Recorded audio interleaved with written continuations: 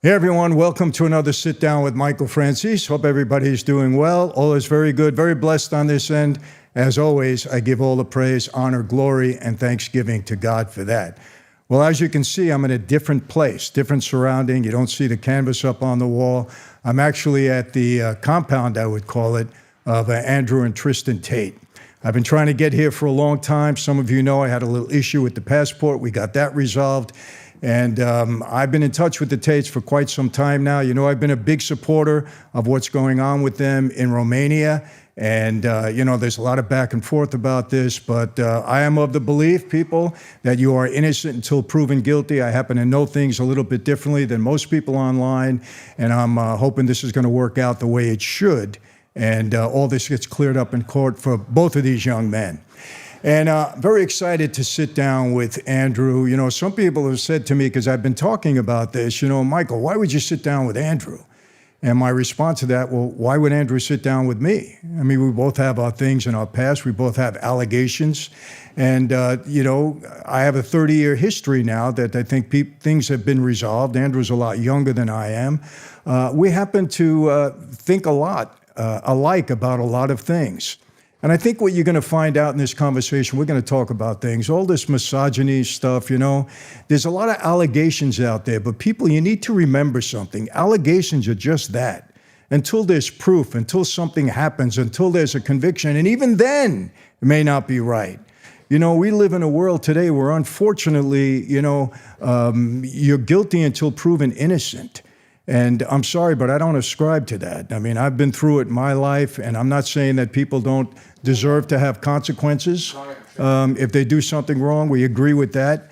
But, you know, I like to listen, and I judge people after hearing everything and knowing them myself. And we have a lot of things we're going to talk about. Andrew is never at a loss for words, and you're going to probably see me listen because I want to hear some of the things that he has to say about a lot of different issues. But I can say I'm excited to be here, excited to sit down with both Andrew and Tristan today. And I know a lot of people have been waiting for this. A lot of my followers have been saying, Michael, when is it going to happen?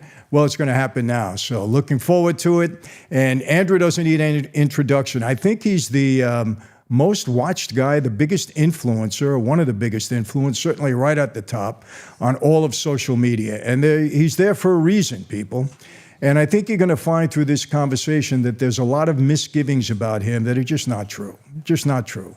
And that's why I chose to be here. So, you know, without getting any further, I'm sure this is going to be probably 2 or 3 parts because neither of us have a lack for words. But here we go. My guest, Andrew Tate. So, Andrew, I honestly didn't think I was going to make it here this time. You know, to use your phrase, the Matrix got me for a while. You told me something happened. What happened? You know, it's unbelievable. I got this tour going on in the UK. We're going in March. And because I was coming to Dubai first, I had to have 6 months left on my passport. Yep. And my passport actually expired in June. So Ella's telling me, go get your passport done. I said, I'll do it when I get back. She says, you got to do it right away. You can't get an appointment there. I make a connection. I get an appointment on a Monday. Yeah. I'm leaving Tuesday, Tuesday night, right?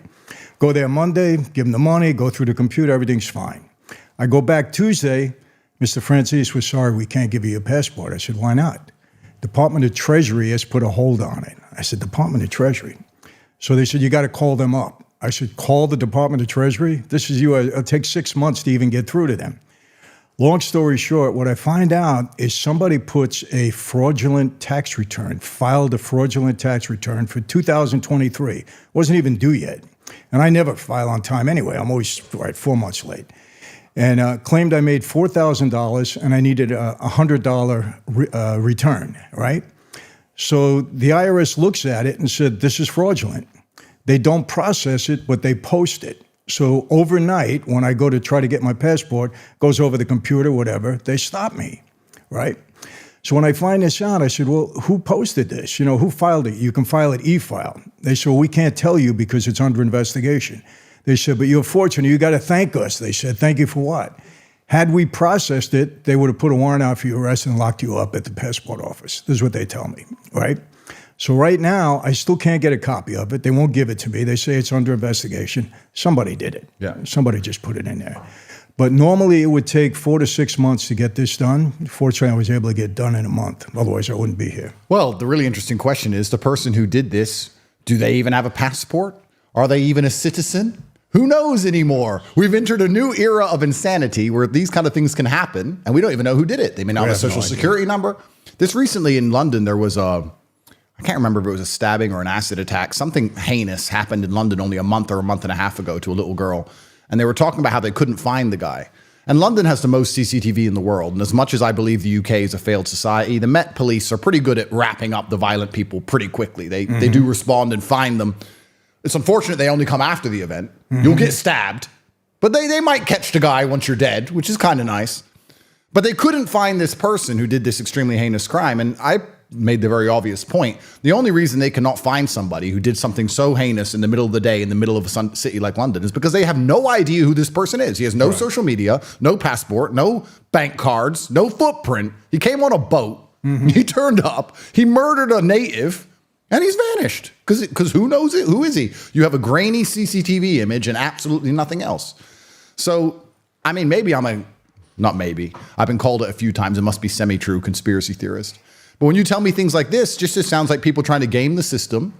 And who are these people? Do they even have American passports or citizenships or any interest in the country at all? Or are they just there to exploit whatever they can exploit?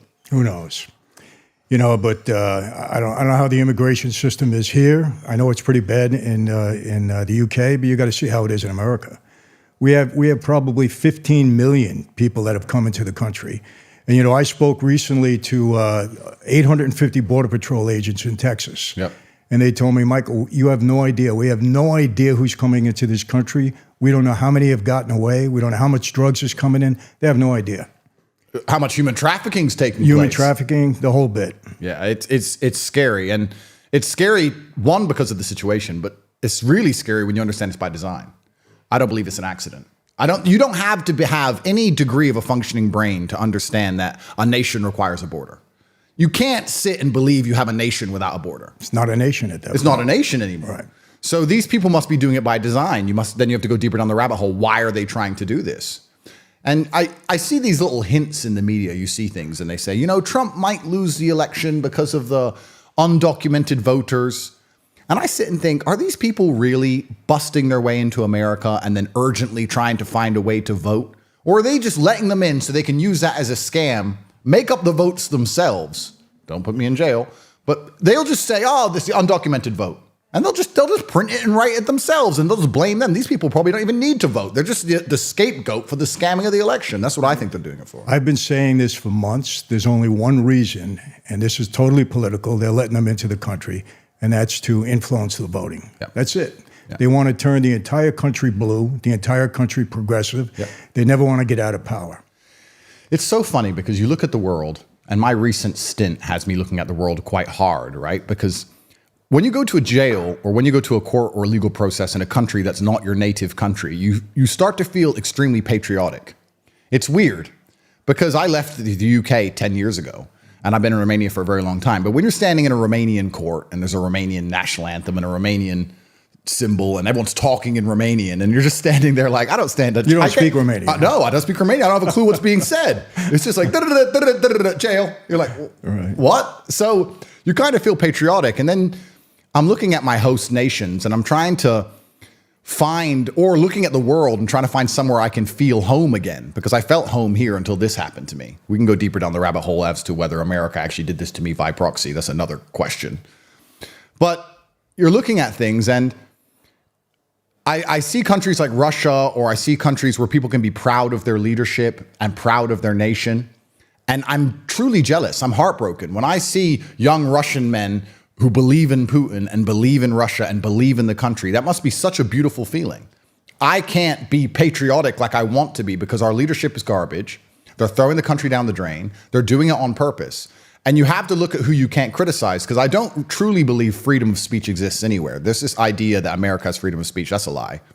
Nowhere in the world has freedom of speech. There's always a class of people you cannot criticize.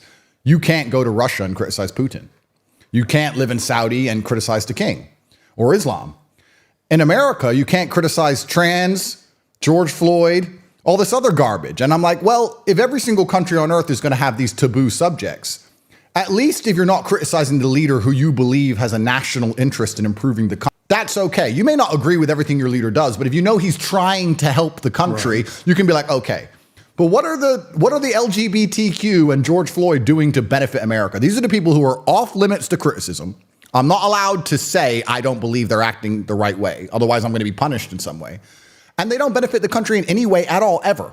Not only do they not benefit the country, but they're in such a minority, and yet our leadership now panders to them like they're the most important people in the world. Yep. I don't get it. I really don't get it. That's, and I try to understand what their motive is on this. I can't understand it. I think their motive is primarily to just damage society at every level. I think, and once again, not to be pessimistic, but not to be a conspiracy theorist, but I believe they've come to the conclusion that the American experiment is on its way out. The empire is falling across the next 50 to 60 years. They want to enrich themselves as much as possible, like a typical crypto pump and dump or stock Ponzi scheme. And they're trying to divide society to the point where we don't realize what they're doing and demasculinize as many men as possible so we don't resist what they're doing. And they find any agenda they can to purport which will damage our capability of resisting it. So they're going to come along and do all this garbage. I did a podcast recently. I was talking about trans swimmers in female sports. And we were talking about how ridiculous it all is. And after about an hour in, I was like, the truly upsetting thing is that they've managed to convince some of the smartest, most eloquent, most interesting people on the planet who have podcasts to sit down and discuss whether a man should be allowed to swim with women. We're not talking about the fact that the fiat currency is a scam, that the judicial system's a scam, that the elections are a scam. We're talking about some swimmer with male genitalia destroying female swimmers. That's what they want, because they've put up such a smokescreen of garbage that we're sitting here trying to go through the garbage. And the only reason we have to do that is because there is a proportion of the population who are so slave-minded. They're slave-minded. Mm-hmm. They will believe anything they are told, anything they are said. So you end up having to argue against, like you said, this very vocal minority of 15% of whoever they are who truly believe that a man with a wig is a woman.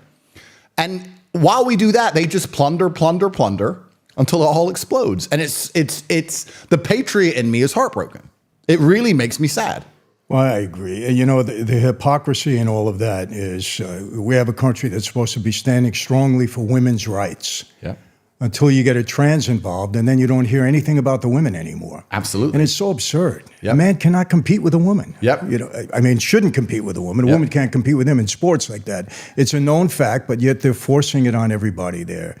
And it's, what gets me, Andrew, more than anything? Listen, I was on the street. I was a gangster for 20 years. I make no bones about it. That's who I was. But that's who I was. I admit to it. Yeah. That's who I was. The hypocrisy in these people right now is what gets me more than anything. They're such frauds and they're such liars. They get up there, and you know what would get me? Politicians get up there now daily, a daily basis. They had a thing, I read an article. In 17 minutes, Biden got on the air and lied 15 times. They fact-check him. 15 lies in 17 minutes. And you talk to people about that, and they say, well, it's politics. I said, it's not politics. It's lying. Yep. If your partner lies to you once, maybe twice, third time, fourth time, you're done. 100%. These guys lie to you every single day, and you support it. You say it's politics. It's not. It's lying. And the worst part about it, they lie to the detriment of the people that they're supposed to be benefiting. Yep. And that's why I've been ranting and raving about it. I almost lost my tour in the United Kingdom because of this whole thing. I have to believe that I've been very vocal, like you, speaking up for what we think is right. Yep. And they're coming after you for it. That's the bottom line. Well, absolutely, because your ability to speak freely is directly correlated to your insignificance. Yeah. You can talk if nobody listens. Yeah. People start to listen, you have to be careful what you say. Exactly. And then they'll come along and say, oh, this is a free country. Yeah, you can say what you want. And then they'll attack you anyway if you say things they don't like. The free speech psyop, well, it's very interesting what you said about lying in politics. I want to talk about that in a second. But the free speech psyop is interesting because America as a country is unified by two things. One is money. And two is this idea of freedom, which doesn't truly exist, I believe. But other nations may be unified by a language or a color or a flag or a national interest, whatever. But America is unified by the idea that most people believe they can get rich one day. And they're unified by this idea that they are freer than everybody else. So I think to keep this scam alive, they have to allow people to do stupid things they can't do in other places. Because you can't truly criticize from a vocal platform the leadership without getting wrecked. That's the same in every country in the world. America's no better. So to pretend they're better than a country like Saudi or Russia, they'll say, but you can change your name and put a wig on. So we're free. Yeah. So they'll allow you to do insignificant garbage, but they won't allow you to stand up and do anything that's important. And then they'll say, but we're free because look at this garbage you can do that nobody wants to do anyway, unless they're psyoped into it. It's really interesting what you said about politics and liars. That's the ultimate slave mind. When you say people go, it's politics. They've got us to a point now where we think it's perfectly acceptable and perfectly normal for the people that we hire to represent us to just lie the entire time. Exactly. And I mean, that's fraud, isn't it? I don't know. You're representing my constituency and you vote against our interests every single time. 100% fraud. 100%. Listen, and again, some people say, well, Michael, you were in a mob. I said, exactly. But I didn't pretend to be, fighting for the people. Yeah. We were fighting for ourselves at that point in time. Yeah. However, I will tell you this. We treated people better than they treat us. 100%. 100%. Our communities were safe. Our neighborhoods were safe. We didn't prey on innocent people. Yeah. These people, okay, they lie, they get on a campaign, they say this and that, and they get in the office, they totally reverse themselves to the detriment of the people that put them in office. And to me, there's nothing worse than that, Andrew. Nothing worse. I agree. And then the only way this makes sense is if you look at the political landscape and you understand who they actually work for. Because people say, why are they doing this? I hear often people say, politicians, they're just stupid. If they're so stupid, how come they're in charge of you? Yeah, they're not stupid. They're not stupid. You think they work for you. That's your confusion. You think they represent you. And you're like, why are they doing all these things? That's against my interest. Because you're not their concern. They work for somebody else. Exactly. And they're passing laws for their interest. The people who make rules to benefit the people who make the rules. They don't make the rules to benefit the common average person. I catch myself doing this. A lot of the things I talk about in the world and how I view things. And I'd really be interested in your input on this. Because I came from absolutely nothing and now I have a little bit of money. And I occasionally catch myself being elitist. I catch myself being elitist. Like if I meet somebody who I went to school with and we grew up in the same area and we've had the same amount of minutes of life and I managed to be monumentally successful and they can't pay their bills because they were too busy smoking weed, I don't feel sorry for them very much. I'm actually like, well, you're an idiot. You could have found a way out. You could have tried harder. There's always a way. You didn't try hard enough. And if you extrapolate that out, I'm somebody who was only poor 10 years ago. Imagine you're born into a banking dynasty. Imagine you're born into a lineage of people who have always been rich. Imagine how you're going to view the common man. Mm-hmm. They think we're cockroaches. They don't care about us. They have no concern for us on any level because they believe they're completely different. They're in a different class. They don't believe in nation states because they're globalist. They're above us in every way. They print the thing that we all slave around and run around for, money. So, of course, they have no concern for us. So when they get a politician in power and they get him to pass laws that are to our detriment, it doesn't cross their mind that that's not what they should do. For the same reason, I'll make a law or I'll make a decision in my house that will be detriment to the ants outside. I don't care. It's my house and it's their world.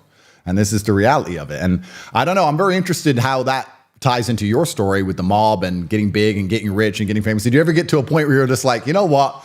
You common people, I don't want to talk to you anymore. You get to that point.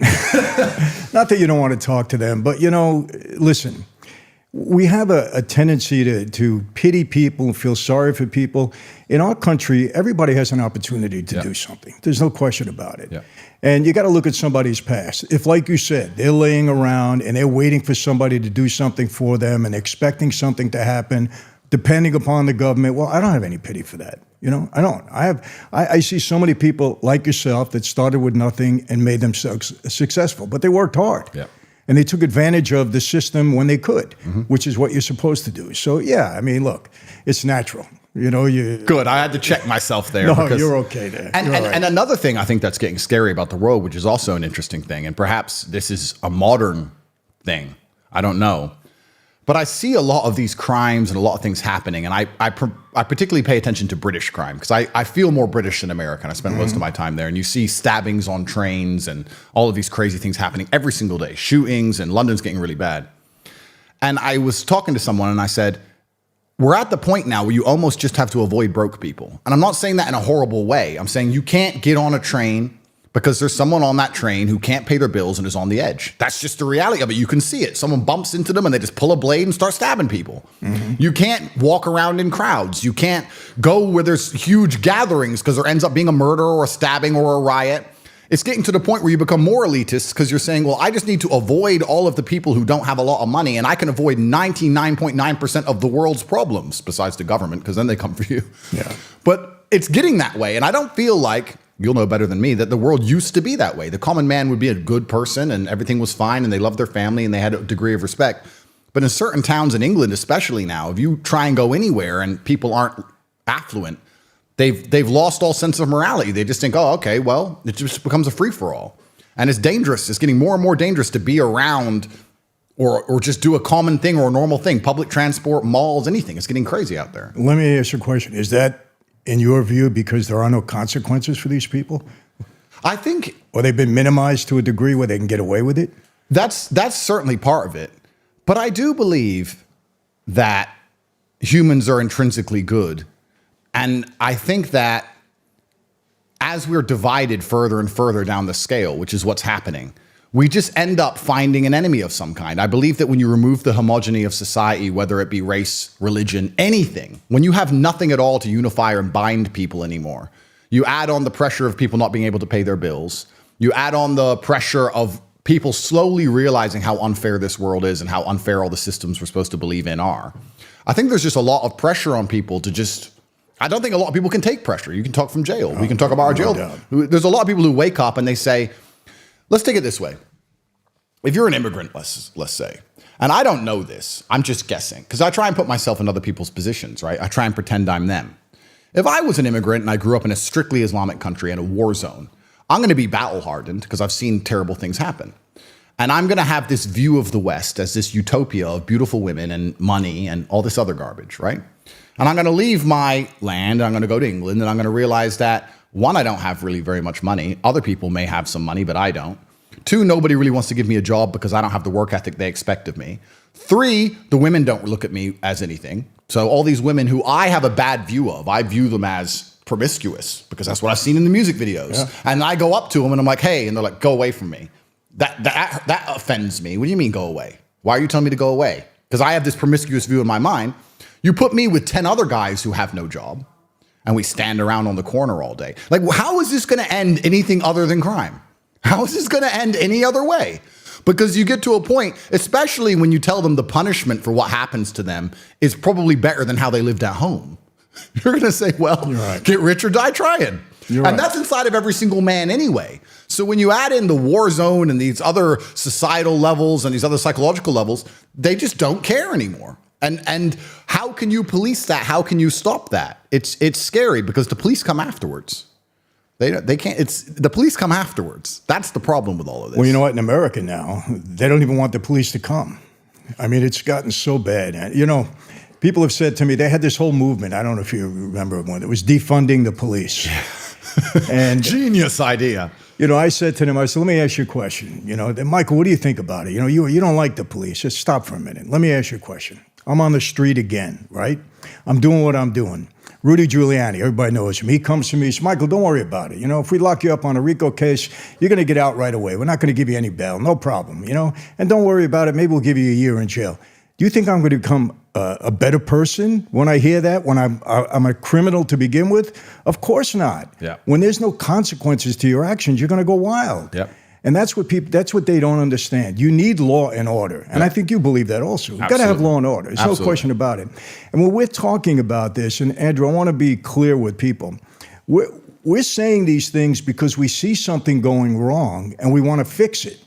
You know, when I go on a rant about our government, because I see them lying and I see them doing it to the detriment of the people, and that's why I get upset, because I happen to love my country. Yep. You know, I was born and raised there. Hey, you know, I did what I did, but I understand when I went to jail, I deserved to go to jail back then. You know, different than you. Yep. I deserved it when I went to jail. But I love my country. I got 7 kids. I got 7 grandkids. I want the country to be right. Absolutely. And when I see these people doing what they're doing and destroying our United States is going down. Yep. I'm going to tell you something. If we get another 4 years of this Biden progressive stuff, we're in a lot of trouble. I think it's the last chance. It's it. I'm telling you, it's over. It's the last chance. And it's really actually a very interesting argument because I completely agree with Law and Order and I completely agree with you what you're saying. When I got out of jail, I was analyzing because I'm a very lucky person. God has blessed me with the experience of the Romanian judicial system. So I'm trying to understand other judicial systems around the world. And I was like, well, where is fair? And you start to like go down the rabbit hole a bit. And you see that there's a lot of countries that have completely different ethoses when it comes to justice. So the American idea and the British idea, the Western idea of justice is innocent until proven guilty. That's the basic idea of justice. In countries like Romania, it's more everyone goes to jail for a while. Everybody. If you're even remotely suspected of anything, everybody goes to jail for a while.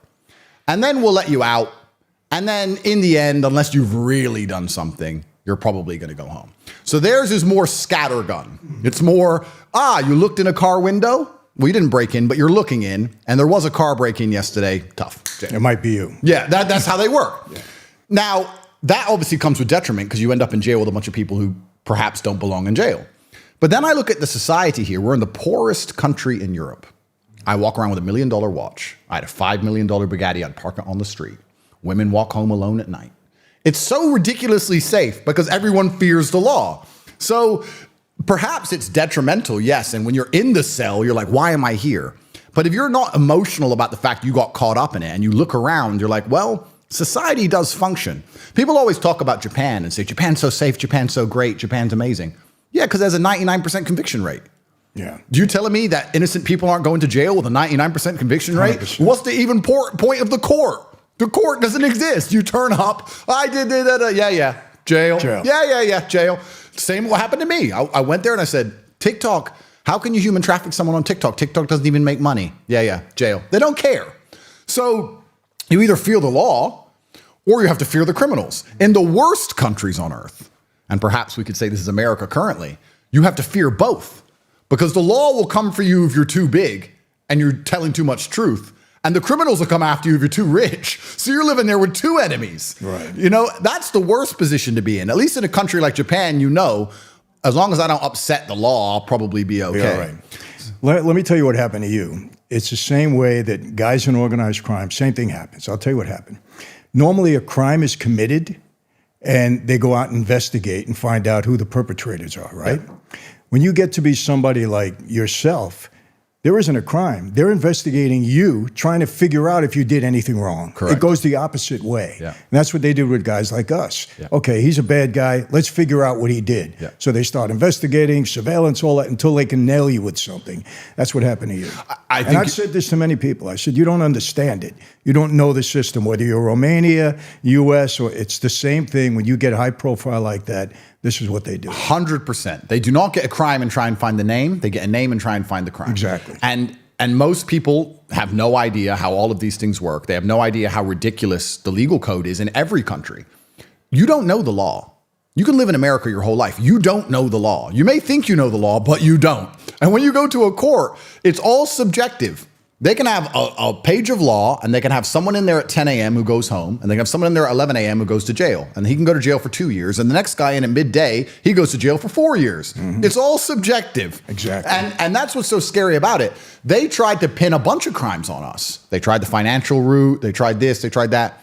They ended up going for what they went for because it's actually very uniquely human trafficking is one of the only crimes in the world where the victim can say they're not a victim. So with human trafficking, what they can do is come along and get a man and his wife. Say you've human trafficked this woman because you, for financial gain, have convinced her to do something. And with me, it's the lover boy method. By being nice, not by physical coercion, not by beating. They're not even saying that. They're saying he used nice words to convince this girl to do something for financial gain, which I guess is every single employee boss relationship in the world. Yeah. Then when I say I didn't do it, when the girl herself says he didn't do it, they can still, the state can come after you. So you have a victim defending me defending myself, both of us on the same side of the stand, and the state trying to wreck you anyway, no matter what the victim says. Human trafficking is a unique crime in that regard. Yeah. And I guess they're doing it because they're saying that women can be brainwashed or whatever. I don't know how they came up with this idea, which is another interesting argument. You know what, as I go through this, it's so interesting because I try and highlight the hypocrisies in these things. I say, well, I have daughters, and maybe I'm crazy, but they're going to listen to me. And I'm going to have a big influence in their life. But we're now living in society in the West where we're saying women shouldn't have to listen to their fathers. Women shouldn't have to listen to their boyfriend. Women are sovereign individuals who can come to all their own conclusions because they're adults. Fine, I agree with that.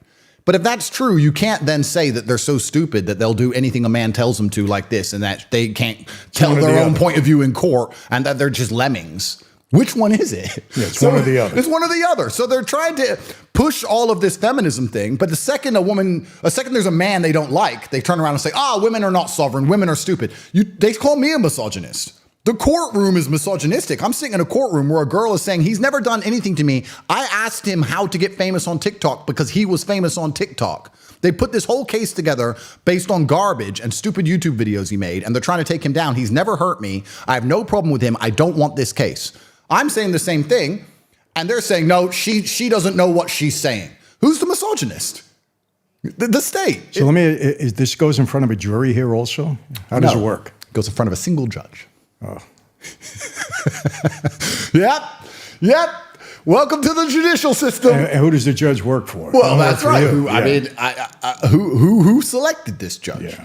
And this is another thing that I find so interesting because people how's he been so far? Because he did eventually let you out, right? Yeah. So the Romanian judicial system is effectively you have a tribunal judge, you have a singular judge, and then you go to an appeal. And the appeal, which is whether I win. If I win, they appeal. If they win, I appeal. So you always go to appeal, which has 3 judges. And they're all supposed to be randomly selected. I kept running into the same ones. Funny that. Right. But it's all supposed to be randomly selected. And they basically have the final call. There's no jury at all and anything. And they just decide everything. And this is what's interesting, that people at home are so ignorant that they believe that a case which is large enough, like look at your case. Your case and what happened to you and your people will affect the streets of New York. It'll affect 20 million people. You think they're going to leave that up to someone with a law degree? Do you think they're just going to leave it up to some guy with a gown who studied in a book? Or do you think they're going to say, you know what, there's 20 million lives at stake, so let's just do what has to be done to just fix this. Right. You know, that's how the system works. Yeah. I'm in the very lucky, fortunate position where my case affects the reputations of a nation. And they can say, oh, it's only Romania. Only Romania. Romania is the fastest growing economy in Europe. It's an EU nation state. Really? It's not as poor as people think it is. You'll drive around and see Lamborghinis, Ferraris. You see penthouses. It's a real place. It's richer. Bucharest is richer than Madrid, Rome, Berlin. Really? Per capita. It's a real country. And their reputation's on the line. Do they leave that up to some judge? Just some judge fairly. Just some judge who read a book. Or does someone come along and go, you know what? Even if he didn't do it, just say guilty, just a couple years. We're going to look bad if he walks. Right. We're going to look bad if he walks. I mean, there's some people are naive enough to sit and go, no, those conversations don't happen. But those people haven't been in rooms like you and I have been. Because if you've been in the right rooms, you understand those are the exact conversations that happen. That's the whole world. Exactly. The whole world, it's really as simple as people walking into rooms and saying things. That's what government is. That's what education is. That's what the mob is. That's what a business is. It's people walking into rooms and saying, yeah, you do this, I'll do this, and what benefits us? We just talked earlier about how the elite establishment and how they make rules to benefit themselves. I would be flabbergasted. In fact, I would bet my life it is impossible that politicians in Romania have not sat down and go, how are we going to play this out? Because this has become a big mess. 100%. Of course. 100%. All this backdoor stuff that goes on. You know, it's similar to Trump, one of Trump's cases. The guy's got so many, between criminal and civil. I've never seen anything like it. But, you know, he sat in a civil case where he was supposedly defrauded a bank, and the bankers got on the witness stand and said, he paid us every single penny. Yep. He paid us faster than the loan was due, yep. and we would lend him money again. Yep. Lend him money again. Yep. And they actually filed a suit against the guy. He lost the case. This is what people don't understand. Your government, I've seen some examples of it. There's a few people, I can't remember the name. I'd love to remember the name, but there was a guy who lived on a farm and he was raided by the FBI in the 90s for an illegal firearm or something. And they killed his wife and all this insanity. I don't think people realize just how crazily dictatorial and evil a government can be. And it's a system. It's like a faceless system. You're grinding against this faceless system. And that's what's been also so interesting about my case, because I'm sure Trump has the same thing. I guarantee when Trump walks into that courtroom, the police officer who walks him in there is like, sorry. You know, like the judge may be against it, but everyone else involved in the whole thing are probably, maybe not in New York, I don't know. But in my circumstance, it was very interesting. The cops who arrested me were like, sorry, bro. Yeah. The guy's in jail, sorry. The guy taking me to court, sorry. The police officer driving around, sorry. It's just part of a system. They know it's a setup. They know. That's why. They know it's a setup. Yes. But it's part of everyone's a cog in this big, huge machine, and nobody can really save you. Yeah. And you're going in and out of jail, and every single person you meet shouldn't be here. I'm like, what? it's insane. I know. And yeah, well, you know. And it's crazy how dangerous it all is. And they're coming for Trump now. And this is the thing. You don't know the law, and the law is so ridiculously subjective. They can get anybody for anything at any time. 100%. That's what people don't realize. That I have the most ignorant thing you can say is, well, just follow the law. Just follow what? You haven't read the law. How are you going to follow a book you've never read? You don't know what the law is. Yeah. And if they want you and they pick you up, you're going to learn very quickly that you've been breaking laws the whole time. Every single person, I guarantee there's nobody who's lived a full year inside of the United States who hasn't broken some law. I don't think there's anybody that goes through a day without breaking something. There's so many laws on the books that are antiquated, but they're still there. They're still laws. Yeah. And they're ridiculous. If you ever read some of these statutes, you'd laugh. You'd say, no, this was probably 200 years ago, but it's still a law on the books. That's right. But you know, I tell you this, and people need to understand this. And I know this about you, Andrew, because I've been following closely. We're not ranting because we just, we're revolutionaries. We're not revolutionaries. We see something going wrong. Yep. We happen to care about people. Okay, care about our families, and we want to make it right. Yep. And that's the only thing, that's what this is all about. There's two things that you always have to worry about in a country, and it's happening in the United States big time. Number one, when the party in power starts weaponizing Department of Justice, the legal system, and law enforcement to go after their political enemies or the enemies that just don't agree with their ideology, and like yourself, we're vocal about it. Yep. That's very dangerous, number one. And number two, whenever the media goes along and doesn't report the news but plays cover for the people in power, yep. Because then people don't really know what's going on. They don't know what's going on. Yep. And you look at social media. I can't tell you how many people, why are you sitting down with Andrew? I said, well, why is Andrew sitting down with me? I was a former gangster. He could say, I don't want to bother with you. I said, why do you ask such a dumb question? I tell him, we're sitting down because we're having a conversation because there's something there to be talked about. And what do you care what I'm sitting? I got to tell you, you know this too. Social media has exposed the lunacy in the world. Absolutely. There's no question about it. Absolutely. I mean, some of the things you hear. The problem is people judge you from what they see or what they hear from someone else on social media. Yep. And it gets into their brain and you can't get it out. And this is the ultimate position of the slave mind, because there are people who have a visceral reaction of anger towards me or towards you or towards anyone you can name. And they feel an emotion, right? And emotion's a real thing. Anger is a real thing. They'll feel a visceral emotion for a person they've never met based on an edited news segment from a propaganda organization. They're going to sit there and go, well, this propagandist has told me this, and now I feel rage towards this person I've never met. They haven't investigated anything. They haven't dived down the rabbit hole. They don't care. They just instantly comply and believe. If they can make you feel emotions with a short edited clip, well, then you are the enemy of freedom. You are the exact type of people they want, so they can play clips on the news, you get angry, and do whatever they tell you to do. You're the worst person in the world. And another thing that people just lack so much brain, if they were to come to me and say, Michael's got a new case, he's back on the streets, crime boss, they put it all over the news and tell you your past and you're a crime boss, and they say, look, here's an indictment. I'm gonna say, so wait, the police wrote this and the media wrote that. So I don't care about any of it. It's all a lie. It's all a scam because it's a one-sided story. People are going to be full-grown adults and not understand that one-sided stories always end one way. You can't ask the media or the police anything about anybody. And then the scary thing about all of this is what we were talking about earlier. If you actually do a crime, like a bad, heinous thing, you rob a grandma, they seem to let you off. They don't seem to punish you like they used to. No. And that's a really big rabbit hole to go down as to why they're doing that and why they're trying to make society so unsafe. Perhaps it's because the only thing the human mind will accept a reduction in freedom for is safety. The only thing that will make you say, okay, take my freedom, but make me safe. So the worse things get, the more dangerous it becomes to leave your house, you might end up agreeing to being locked in your house. And okay, you deliver my food, you deliver my bugs, and I'll stay home because it's dangerous out there. That's the only thing we'll give up freedom for is safety. You're right. So that's why it's getting more and more crazy by the day. El Salvador, the president of El Salvador, has proved you can fix any mess. He cleaned it all up. Mm-hmm. Are there some innocent people in jail, like we were talking earlier about Romania, Japan, etc.? Probably. But he's fixed it. I don't know if you've ever watched his speeches? No. Oh, El Salvador went from the most dangerous country in the Western Hemisphere to the safest. And what length of time? A year and a half. He just turned up, built a mega prison, said if you have a tattoo, or you're related to a gangster, or you're in a house with a gangster, you're all going to jail. And he just locked up everyone, head to toe, everybody. And now it's the safest country. And he's saying now they're going through the judicial process. They're going to do some jail.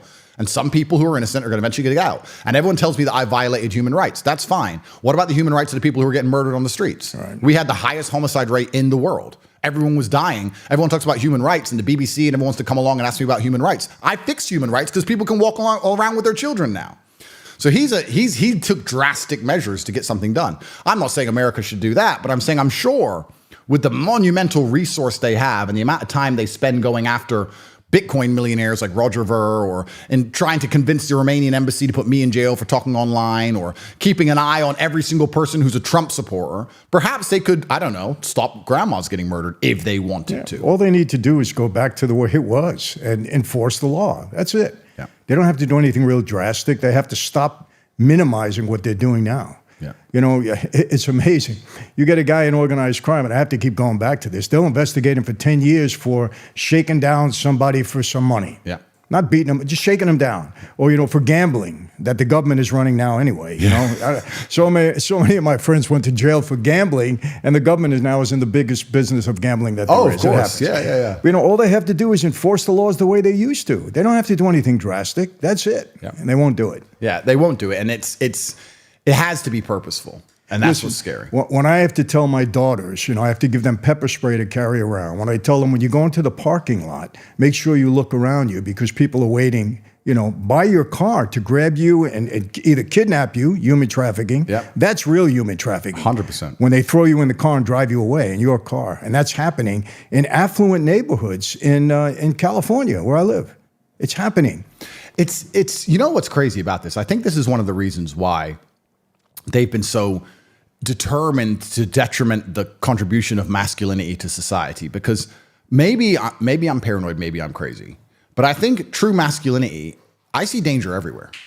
If I walk from my car to the restaurant, my heart beats a little bit. Like if I get out of my car, I'm the same way. I could totally relate to that. I've got guards with guns. I've got security with me. I can't carry a weapon. I'm on bail, but I have 3 men with guns, and I still get out of the car. And I'm the same way. That's how I am.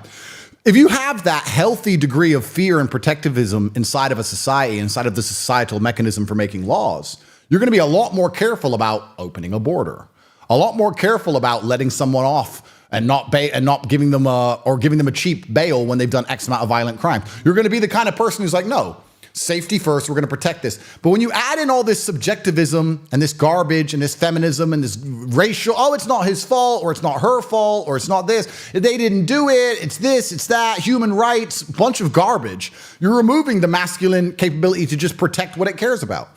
I think one of the largest smear campaigns against me is I get called hateful all the time. The BBC who hate me. The BBC hate me. They're the propaganda arm of the British government, and the British members of parliament stand around in parliament. It's the only time I watch those clowns. Mm-hmm. And they sit around talking about me. Andrew Tate's the worst thing that ever happened to this country. Not the stabbing, not the drugs, not the open borders. No, Andrew Tate said go to the gym. He's worth a 2-hour conversation. Only time I've watched them clowns in a long time. Mm-hmm. So the BBC is after me, right? And they say, Andrew, there's hateful ideologies. There's no such thing as a hateful ideology if you love something. You're not hateful if you say, I love America and I don't want those people to come here. You hate immigrants. No, I love America. Mm-hmm. There's no light without dark. There's no equal and opposite forces. If you love anything, on the planet. You'll be called hateful against something else. The only people who aren't hateful are people who don't love anything and don't stand up for anything. The people who are just empty vessels waiting for the slave mind programming to convince them to be mad at us. If you love anything, you're a hateful person against something else. They'll call you hateful because they'll weaponize it and they'll try and take away the love aspect. I don't hate anybody or anything. I think it was with Piers when I said that my girlfriend doesn't work. It's like, why don't you want her to work? I said, she can work if she wants, but she doesn't have to. Why? Because I'm rich. You're a misogynist. How does it make me a misogynist? I'm a misogynist. She's in Chanel and get a facial. I love her and I take care of her. But that's it. No, I hate women now. This is how they spin the narrative. It's insane. I'm going to tell you what's going on. There is a thought process out there now that if you're telling a man to be a man, and we can talk about the qualities of manhood, that it's demeaning to women. Yeah. And I said, no. If you're telling a man to be a man and teaching him how, that's a benefit to women. Absolutely. And they don't get it. People don't get it. It's like you're taking a woman's rights away by being her man. Yeah. You know, look, I'm married 39 years, yesterday actually, 39 years. Congratulations. Thank you. And my wife could work if she wants to. Do I want her to? No, I don't want her to work. She doesn't have to work. I don't want her to work. Yeah. But if she wanted to and she's real, okay, you can work. You know, she does all my video work, so she works for me. Yeah. You know, I just don't want anybody else telling her what to do. That's just how I feel. 100%. It's my wife. Yeah. I don't want another man or anybody else telling her what to do. Yeah. Okay, is that a misogynist? Most people would say yes. Yeah. But why? There's a large proportion of the population who would try and say you're a bad person. Yeah, why? And they do this because they're pitting us against each other. That's why they're trying to attack masculinity to the point where they will say, if you're remotely masculine, you are harming and hurting women, which of course is false. But they try and keep the genders divided. That's what they want to do, because genders being united, when you're two different parts of a perfect whole, that's the basis of society in the first place. We can talk about government, we can talk about all these things, but it starts with a man loving a woman, having a child. And then they decide to buy a house. If they can buy a house, as opposed to what's currently happening because they can't afford any of them, if they can buy a house, they're now interested in the schools, they're interested in the roads, they're interested in the town. They'll go to the local county fair. The town can be extrapolated out to the state, to the city, to the government, etc. It starts with that. They've broken us at the nucleus of the cell. Men and women no longer get along because we have completely different ideas. And you can blame either gender, but truthfully, it's a race to the bottom for both genders, I think. Gender dynamics are now so fundamentally broken in Western societies that how can you build a society on the top of it? How can you build a society on the top of women who don't want to listen to their man ever? Men who don't want to marry a woman because she's either going to financially wreck him or he's not going to feel like the king of his own household, which is what a man wants. Why would you marry a woman who says, I'm not going to listen to you? Well, then why am I marrying you? What's the point in any of this now? You go down the rabbit hole of hedonistic insanity, this hedonistic sex and garbage. This is why we're in the position we're in the West, right? Because you can also tie that in with the broken gender dynamic, which you have. You tie that into the female empowerment telling them that they're better than men at everything. You also tie that into everything that happens to them as a man's fault somehow because they're permanent victims. And this is where you have all these fake rape charges and fake claims. How can this possibly be fixed when you have millions and millions of people having hedonistic empty sex on drugs and alcohol? Right. Telling the woman if they regret it at any point further on in their life, it's the man's fault. At the same time, she's better than the men in every single possible way. And these people are psyoped by Sex and the City and the internet and other garbage. Of course, they're going to have millions and millions of fake rape claims and fake kidnapping, all this garbage, all these crazy things. I said this to the mother of my child. I said, listen, I love my daughter with all my heart. If somebody hurts her, I'll go to jail. I don't care. I'll go to jail. Of course. But if my daughter comes to me and says, I was raped, what happened?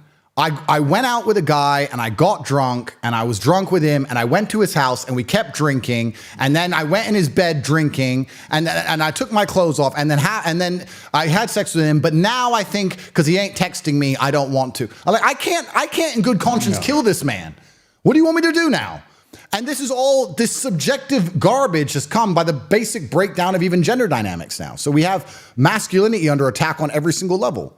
I said this to Tristan.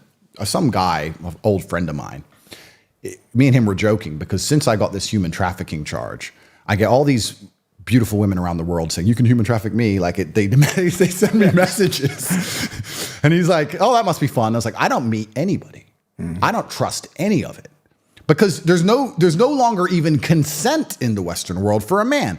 If she gives you consent and can post retract, then you never had it. Right. So you can't even have relations now if you're famous, really. It's gotten to that point. It's gone to that point where she can go, yeah, we're in love, we're doing that. And you can be together for 3 whole months and enjoy each other's company for 3 months and be together every single night. And then 2 years later, she can change her mind and retract all the consent.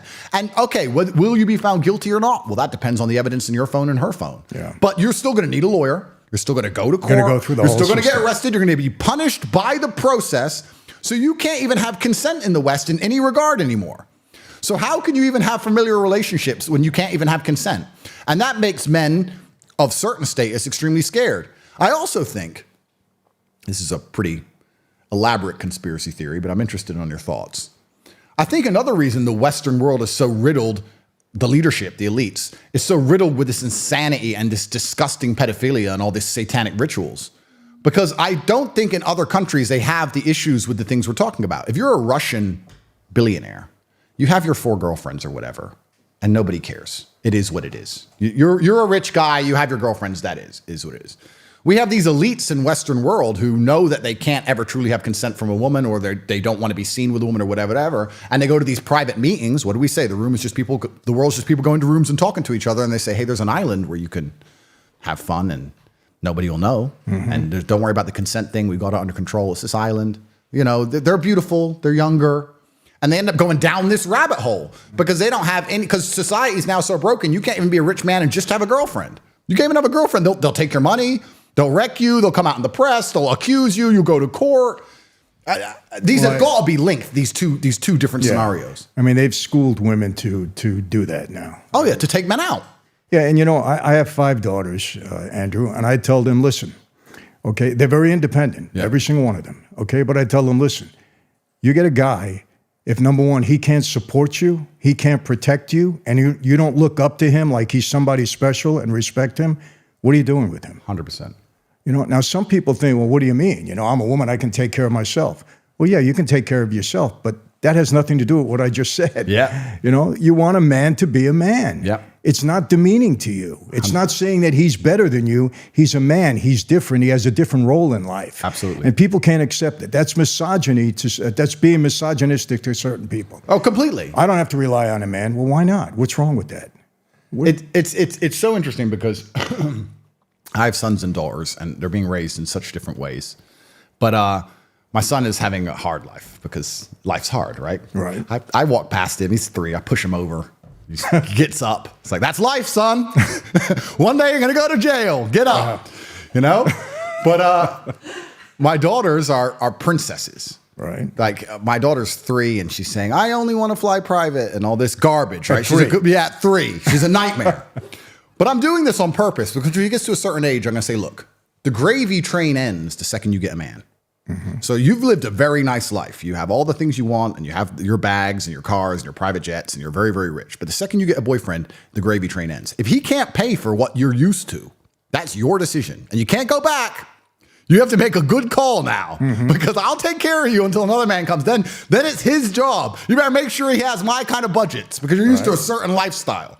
This is my plan. I have the same thing, and she's standing right over there. That's the plan. Same thing. Yeah, because the son is a completely different. They're from different mothers, and it's kind of unfair because the mother of my son's like, if I had a girl, my life would be so much easier because they're on jets and stuff, and you're like, I don't want him on a jet. No, I don't want him on a jet. No, I don't want him on a jet. I want him to stand in line. Right. And it's amazing how different the upbringings between the two can be, and how my upbringing was. I often try and talk about how my dad raised me. And in the modern world, people will say, oh, that's crazy. That's abusive. He was nuts. I really believe I had the best dad on the planet. I don't regret a single time I had my ass whooped. I don't regret it ever. I probably deserved it. If I think back, I deserved it.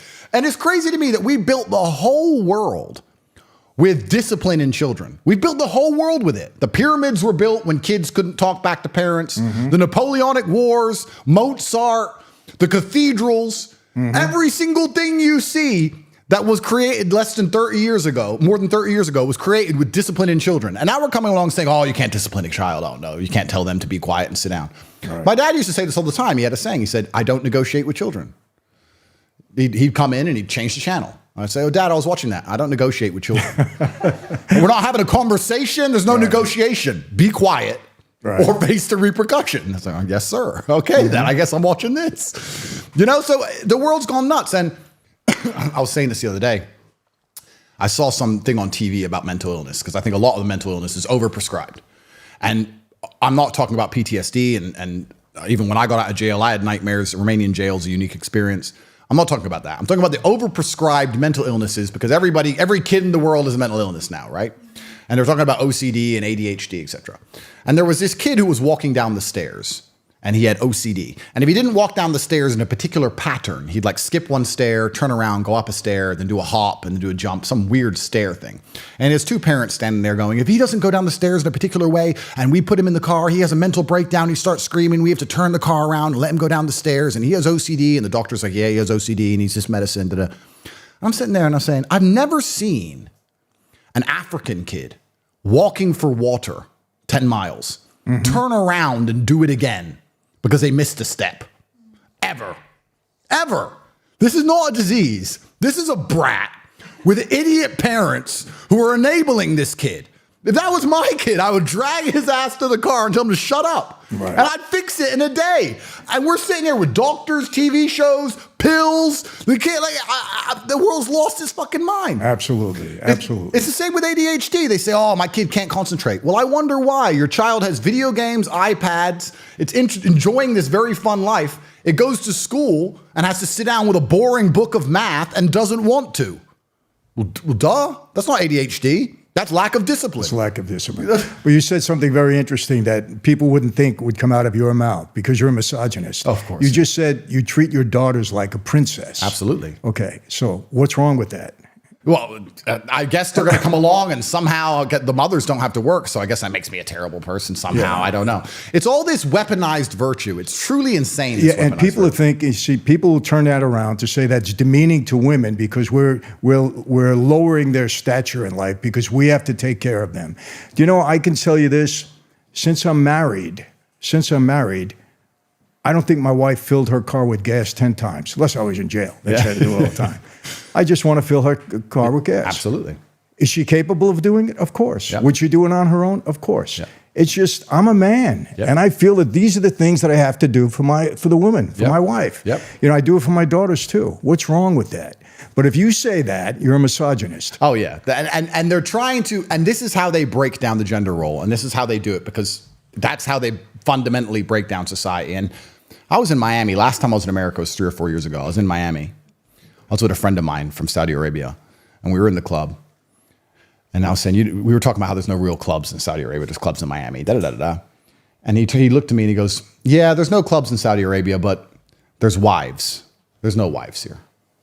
And I just looked around and I was like, yeah, there's girls.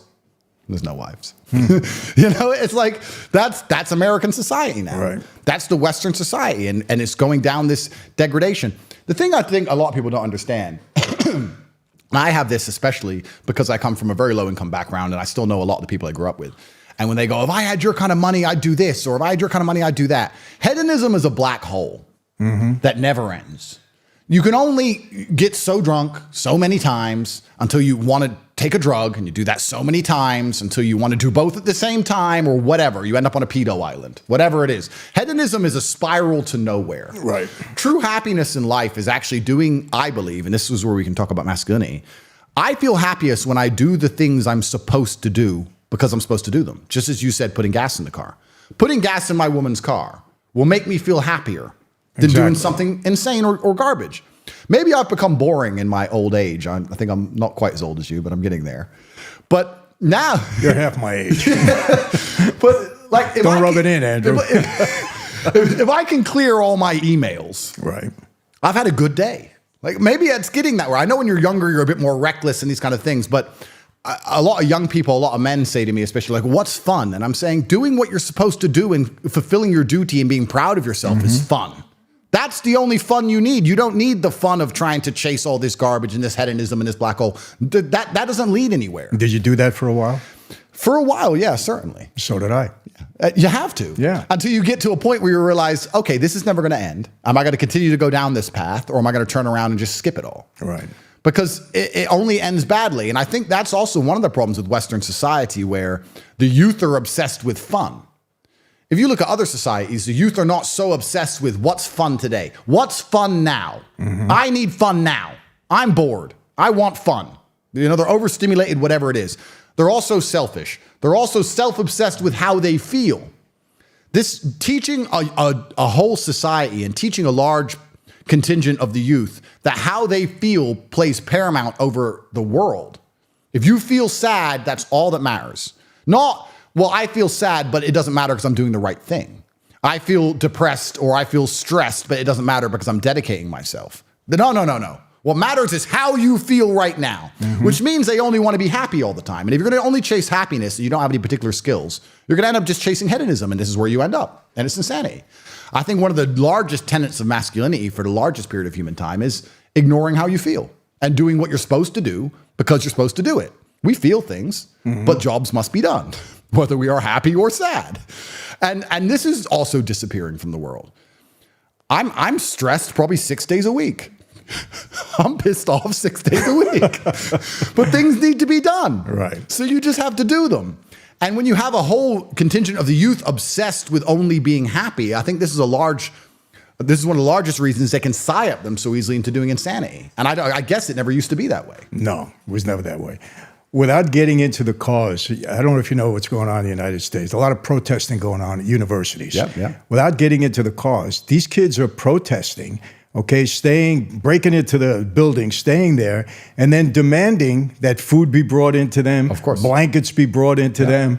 And I'm saying, are these kids so entitled that they think they can, protest and wreck the school for other people that can't get to class, and then they're demanding food and blankets and all these crazy things? I'm saying this world has gone upside down. Yeah, it wouldn't last in most other places. And the closer that, it's actually interesting because I think humans, or maybe this is just me coping, maybe this is cope, but I think we're designed to struggle a bit, because the closer you are to struggle, the more sensible you are. And gender roles all fix themselves in struggle, right? If you have 10 men and 10 women and they crash on a deserted island, the men do the man stuff, the women do the woman stuff. There's no discussion about gender roles because you're going to die. Right. So the men have to go hunting. The women are going to try and sew a blanket, whatever, because we're going to die now. Right. So we don't have time to talk about whose job's what. Right. Also, if you meet somebody who's had a hard life, they seem to be pretty wise. Yes. It's difficult to find someone who's had a hard life who's a total idiot. When you speak to these liberals or these morons, they've had very easy, soft lives. So I think humans are supposed to struggle a bit. Absolutely. And in the Western world, it's the age-old adage. I know it's overused, but hard times create good men create good times, and the good times create a bunch of weaklings, and they mess everything up. Yeah, it goes to a point, and then it goes the opposite. It goes the opposite way. Yeah. These people have had too easy lives for too long. And you can apply this to nearly any of the societal ills that apply to the Western world. People have had it too easy for too long, and none of them know any struggle at all. I mean, I don't know about you, to be honest with you. Like I can almost crash my car 10 times. And I only slow down when I hit the tree. That's just how I am. Like, I think that inside of the human psyche, sometimes you need to be shocked. You need to be hammered with something. That's just how it goes. Because until then, you're like, maybe I'll keep it in mind. Yeah, well, I got away with it. You keep going. Yeah. But when you finally learn your lesson, right? But there's a lot of these people out there who aren't being taught any lessons at all. And they're going to destroy society en masse because they have never had any kind of difficulty in their life. And what is life without difficulty in the first place? What is life? What is the point of life without difficulty? One of the things that's comforted me in all my garbage is actually, I watched one of your videos, and I was watching one of your videos a couple years ago, and I remembered it in jail. Because perhaps I'm wrong, you can correct me, but I don't think you regret any of the bad things that happened to you. Not at all. Because it makes you who you are. Yeah, not at all. So when people say, Andrew, what are you going to do if they lock you up for 10 years in Rahova, the worst jail in Europe? I'm going to say, well, that's going to be a story. That's going to be fun. Maybe I'm crazy. Let me ask you a question. How much time are you facing if all this nonsense goes down? 8 to 10. 8 to 10. And what do you do on that? Yeah. So 8 to 10 years in Romania, that'd probably be around 5 or 6 years. It's like 2/3. And Rahova jail is the worst jail in Europe. So Heard that. Yeah. It's overpopulated. And Romanian jail is interesting because I wouldn't actually say it's as violent as a Western jail. Perhaps I'm wrong, but you see the Western jails as very race segregated, and there's drugs and there's violence. State jails, yeah. State jails. But Romania doesn't have that because everyone's Romanian. So there's not really a race problem. And they don't really have a problem with foreigners in general. And they know me and my brother inside out. So they know exactly who we are. And we're accepted as one of them. So that's not a problem. The problem with Romanian jail is two things. Is that one, there's a lot of mental illness because they don't have a segregation between mental illness and crime in poorer countries. The poorer a country is, the closer it is to your weird jail. They don't have time to deal with the other side of it all. It's very expensive and it's very complicated. It's just jail. It's just jail. Yeah. You did this, but you're mentally ill. I don't care. You did it, jail. Right. So you have a lot of mental illness, and then there's a lot of problem with just the general cleanliness. These jails were built in the communist era. They're infected with cockroaches. They've never been fumigated in any way. There's insects. There's bed bugs. It's filthy. This is the big problem with it, was the filth. If it wasn't so filthy, it wouldn't be so bad. But this was what bothered me the most, is finding cockroaches in your food and this kind of thing. But then if I had to choose, would I choose a more violent scenario to avoid the filth? I don't know. If you get stabbed, you're going to wish you didn't. I mean, I slept pretty good in there. People knew who I was, and people had a degree of respect. Were you segregated most of the time? Your own cell? Or? At the beginning, it was me and my brother. We were in separate cells with other people, but then eventually they put us in together because they tapped our cells. So they put us in together to try and find out and get us talking. And then it became a little bit easier. But I'm looking at 8 to 10 years, but maybe I'm nuts. Maybe I'm nuts. But in a world where everyone's chasing comfort and I'm chasing challenges, I really do think that would be it'll be a story. I mean, if I don't go to, I'm going to try my very best to not go to jail and I'm innocent. Fine, of course. And maybe this is cope. I'm just talking out loud so people can understand my thought process. If you were to ask me in 5 years from now, let's say I catch 3 years bid, or I don't. 5 years from now, what did you do? I flew around in private jets. I went to Italy. I went to Dubai. I drove my fast cars and blah, blah, blah, blah. If I go to jail, the story's different. Maybe I'm crazy. I don't know. Maybe I'm nuts. But the story's different, but I don't think you need to tell that one. and I'm not wishing for it to happen. Yeah. I'm just trying to explain to people who don't understand why I'm not afraid. Because I know that retrospectively, I won't regret it. At the time, I may suffer. Right. I may suffer for a while afterwards. But I like to think, and I hope you can confirm this for me, that you wake up one day and you think back on it and go, yeah, I'm kind of glad that happened. Yeah, well, honestly, I spent 29 months in solitary out of my 8 years. Wow. And it was probably the best thing that happened to me. Yeah, I mean that, Andrew. Best thing that happened to me, because things became very clear. When you're in isolation and you're alone, you can go either way. You could either go crazy, like I saw a lot of guys do, and I don't demean them, because isolation is tough. Those lights go out at night. Sometimes guys can't handle it. You saw a lot of bad stuff. I get it. It's tough. I'm dead set against isolation for young people. They're young. It's going to be tough for them to survive. But I came out of there a lot clearer on who I wanted to be and what I wanted to do. And so that time worked for me. You got to make it work for you. You could go either way. Of course. And for me, it worked. Yeah, and I guess perhaps that's just a general mindset in general. Like if life gives you lemons, make lemonade, right? I mean, there's two ways you can do it. I also think we're talking about the tenets of masculinity. I think one of the core tenets of masculinity, and me personally, I blame myself for everything. Everything's my fault. It's my fault. If I go to jail, even though I'm innocent, it's still my fault. I ran my mouth on the internet. It's my fault. I could have learned Romanian and defended myself better in court. I didn't. It's my fault. I got to tell you something. I say this all the time. Okay, people ask me, Michael, what's some of your secrets? I said, some of my secrets. One of my main secrets is this: everything that goes wrong in my life, I take full responsibility for it. 100%. Because number one, if it was somebody else that did it, I should have known better. I should have seen it. I should have not let it happen. When you do, that's a man, Andrew. When you can take everything on yourself so that the next time you don't make it happen, it's such a benefit. And people don't get it. Oh, you know, this guy did me wrong. He did. Yeah, he did. Why did you let him do you wrong? 100%. My fault. I should have seen it. I'm smart enough. I should have known this. I've been through this.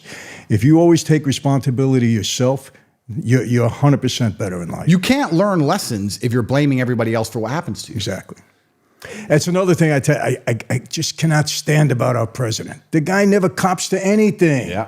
Everything is somebody else's fault. It's this, it's that. It wasn't my fault. I did everything right. These are all, I just can't take that in somebody. Even with my kids, my son. Well, Dad, it wasn't my fault. Yes, it was. Yes, it was. Even if it wasn't, it's your fault. Because that's how you learn and prevent it. Right. And if you have that mentality, it also makes you stronger mentally, I think, to deal with the difficult things in life. Because if you go to jail and you believe, and you were set up, and a lot of people have, and you're like, oh, the system's wrong, this is wrong, this person lied, I'm a victim, poor me. I don't think that's the right position of strength. I think I think you go into jail and go, okay, that's all garbage. Yes, it's a matrix attack, X, Y, Z. However, I could have done this, this, and this, and now it's my chance to do this, this, and this, so I don't waste the next few years of my life. And I'm going to come out and I'm going to do my very best to be the person I know I can be. And it gives you a degree of fearlessness. Yeah. It gives you a degree of fearlessness. And that's probably one of the largest problems with society today, is that a lot of men have become cowards. They're afraid to talk. Even us, we talk, it gets us in trouble, right? But every time they mess with us, they damage themselves. One of the overviews, one of the contingents to holding power is that people have to trust you with it.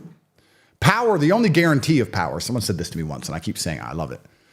The only guarantee of power is that one day you're going to lose it. If you have power over a woman and she listens to every word you say, one day she'll stop listening. Might be the same in the mob world. You control the streets. One day, you just don't control that street anymore. When you have power, people get power and they never think of this. The only guarantee of it is that one day it's going to be gone. And you have to prepare for that. And one of the quickest ways to lose power is when you can't be trusted with power. We give our governments and these institutions power because we trust them, right? The whole world is based on the trust of these systems. As soon as people stop trusting them, they can't do their job anymore. So every single time they do some two-tier policing garbage, every single time they attack somebody purely for their views, like Trump, like you, like I, we're like a poison frog, and they eat us. And they teach us a lesson, and we do some jail. That's fine. But they get a little bit of poison in them because they instill distrust amongst the populace. It gets to a point where once nobody trusts them at all, then it's over, right? Nobody's going to sit there and go, oh, we'll go to court, or I'll wait for court. Once everyone knows it's a scam, then it's done. So it's kind of like, how do you beat the matrix? How do you defeat the matrix? Well, I'm sitting here running my mouth. They put me in jail for it. I'm now currently on bail and have been told not to run my mouth. And I continue to run my mouth, and they'll probably put me in jail.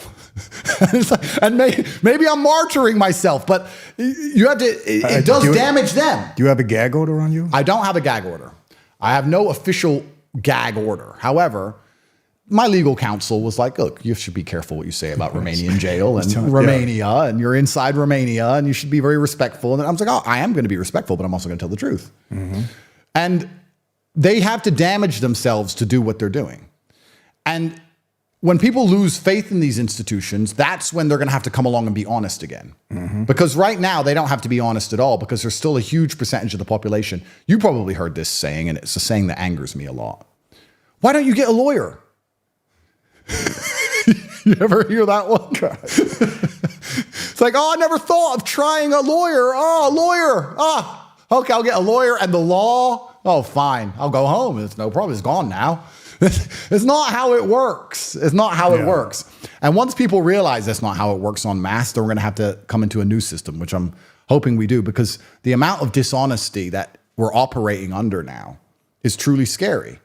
And God's truth is light, and sunlight is a disinfectant. But it's actually kind of scary. I think this is one of the reasons why, as well, men are cowards. It's scary to wake up and realize that every single thing you're supposed to believe in is a scam. The educational system's a scam. The financial system's a scam. The judicial system's a scam. The medical system's a scam. All the wars we went to are scams. And when you start to realize, oh, this is all a lie, well, then you need bravery, right? So it's easier just to be an ostrich and stick your head in the sand. And then you're going to accept the slave programming because it makes you feel better. And that's just cowardice. And this is what I think we're suffering from massively. We are. And you know another problem, Andrew, I always said this. It's not strong people you have to worry about. It's weak people that all of a sudden get power. The weak people that get power and don't understand how to use it, and it puffs them up, and they think, okay, I'm God now. Yep. I'm Godzilla. I can do anything I want. And those are the people that you have to worry about. It's like a drug they're not used to. Exactly. If you're a powerful person, you go through life and you've always been treated with a degree of respect, and you have a degree of respect back. But if you're the kind of person who's never been respected and you get some power, you're evil. You're evil. You literally become a psychopath. Yeah. You're evil. You cannot trust weak people with power, absolutely. And that's what's so scary, because I guess in the hierarchies of old, up until very modern times, it would be extremely difficult for a weak person to obtain power. No. But now we have these hierarchies where everything's so messed up and turned on its head, where the only people in power are weak. Well, that's it, because we have a generation of weak people that are now getting power, and that's the problem. And also, when a weak man can be, see, anyone who does not understand that they're attacking Trump because he's a good guy has a mental deficiency. That it's very simple. You don't have to agree with all of his policies. There's some things he says I don't personally agree with. Fine, who cares? Of course, you don't have to agree with everything. The point is they're attacking him because he's on the good team. Because the reason they like weak people in power is because weak people can be intimidated and scared, which is why they want them to be in power. So when they go to these backdoor meetings, people walking into rooms and saying things, they comply with the true masters, and they work for the person they're supposed to work for, which is to globalize finance and not their contingency, not their constituency. That's what they want. So having weak leaders is dangerous because weak people do the most evil because they're too scared to stand 100%. up. They're too scared to stand up and fight against evil. It's really interesting that the world is so brutally simple. And truthfully, a lot of it comes down to the capability, or at least the propensity, or at least a lack of fear of violence. I was having a conversation with a girl, and she was saying that, men like wars, men go to wars. I was like, oh yeah, it's all men's fault. Men go to wars. Okay. You don't understand the world very much, but the world is war.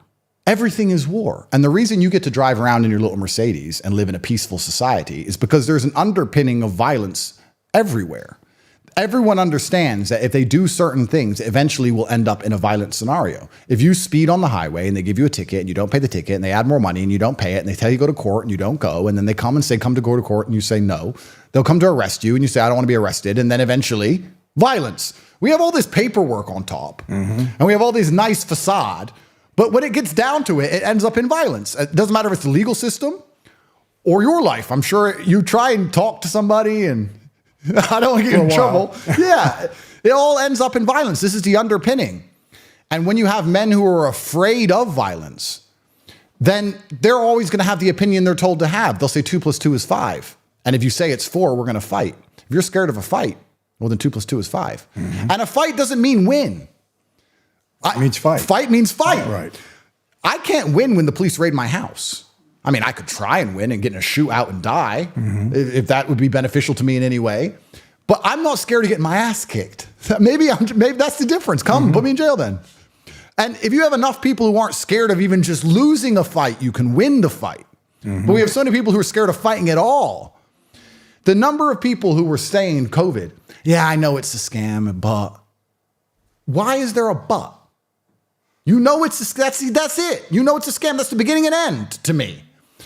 And I was perhaps, now I think back, I was perhaps too risky during that period because I was nuts from day one before we even knew it was a scam. I was ready. If it was real, I'd be dead. I'd be the first guy to have died.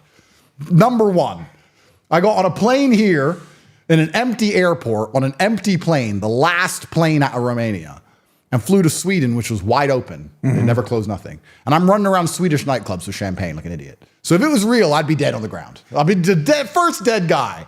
Luckily, it turned out to be a scam, so I looked like a genius. So perhaps I was too brave. Perhaps I should have waited a while. But for 3 years, they got away with that because a bunch of people were like, yeah, but I don't want to lose my job, or I don't want to get in trouble, or what if the police knock on my door, or what if. Let them show their hypocrisy. If enough of you stand up and make them, they can't arrest everybody. They can't do it to everybody.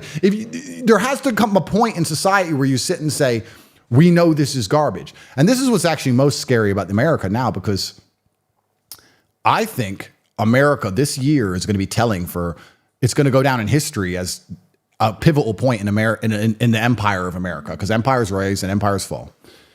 They brutalized the January 6ers. They got wrecked in courts. They brutalized them. There's people in jail now. They haven't even been charged yet. Oh, yeah. You're a grandma. They've been sitting in there for 3 years. Yeah, you're a grandma, and you turn up with a flag at your own Capitol building. You don't even go inside. And you don't even hear about it because the news won't report it. There's people in jail there that haven't even been charged with a crime for 3 years. Correct. They've been brutalized. Did nothing. Did nothing. And they're showing, if you try and complain when we rig an election, this is what's going to happen to you. Well, that to me shows intent to rig elections. Perhaps I'm crazy. That's a pretty logical explanation, pretty logical conclusion. And we're getting there now. And they're trying everything they can do. So what happens? This is what's going to be interesting. This is going to go down in future when they discuss societal reactions, right? Everybody knows if they rigged this election. Everybody knows if Trump doesn't win, it's rigged. They also know if you go on the street, you're in trouble. Are you going to do it? Or are you going to let them have it? They're going to let him have it. And that's the end of the American empire. That's right. And this is it. The cowardice is all they need. They've done their bit. They've shown their lesson. And there's not enough people who say, fuck it, lock me up. You can't lock us all up. You can't lock up 1 million of us. People are too scared. So they're going to go away. They're going to get it. And then you know what you're going to see? Now, this is going to break my heart. You're going to see a whole bunch of tough talk on Twitter. From yes. Bunch of bunch of words. See a bunch of Republicans. I'm going to go to the House and I'm going to make this bill and we're going to investigate. And then nothing happens. Blah, blah, blah. Blah, blah, blah, blah, blah. Nothing happens. Yeah, we remember this whole impeachment of Biden? Oh, yeah. All of a sudden, you don't hear. Last 6 weeks, I've had 3 racketeering cases. 3. 2 federal, 1 state. The evidence that's been brought about already on both Bidens, him and his son, that's a racketeering indictment without a doubt. 100%. Without a doubt. There isn't even a doubt. Yep. Now, whether he gets convicted or not, that's all. I always believe you're innocent until proven guilty. You Yep. get your day in court. Yep. But can he be indicted? 1,000%. It's not even a close call. Of course. You got suspicious bank records. You got $20 million going into his family's accounts. Yep. What product did they sell? Yep. What service did they provide? Nothing. It was influence peddling. Yep. 100%. This guy's a traitor. Yep. He's treasonous. He's a traitor, and he's the president of my country. And this is what's getting me. And people don't see it. They don't see it. 47 years this guy's been living off the taxpayer money. Never had a job in his life. Yep. Wealthy guy, robbing from everybody, which, okay, you want to rob money? Go ahead. Rob money. Yep. Do what you got to do. But now get out of here. Yep. You're destroying our country. You're destroying the whole world. Yep. This world is in chaos because of our president. Yep. There would be no wars. If Trump was there, there would be no wars. We wouldn't have a problem in the Middle East. We'd have a problem anywhere. I guarantee it. Well, this is the thing, because Trump, people respect. And this also ties back. It's kind of amazing how you can tie anything from a governmental level just to the basics of life. I didn't have to fight in jail because they knew I could fight. Done. Exactly. Just, you 100%. You just said it. Trump, no one wants to smoke. No. Biden's weak. So that's why the world's a mess. DeSantis in Florida, they're having trouble with colleges all over the country. He said, very simple, we're not going to have it here. You do that, you're going to jail. Yep. End of it. Fixed it. That's it. Done. Yep. This doesn't take years. It doesn't take any amount of brilliance. Just fix it. Done. Fast. And this is the problem with cowardice and with weakness. And it's kind of interesting because I study the rise and fall of empires, and no empire lasts forever. And before the American Empire was the British Empire, and before that was the Dutch Empire, and they all kind of end the same way. Yeah. The Roman Empire is one that everyone studied and understands. And you look at the fall of the Roman Empire, and it's not that complicated. The population became decadent. The men didn't want to fight anymore. When the barbarians would come, they'd say, we don't want to fight you. We'll let you in. You can be Roman too.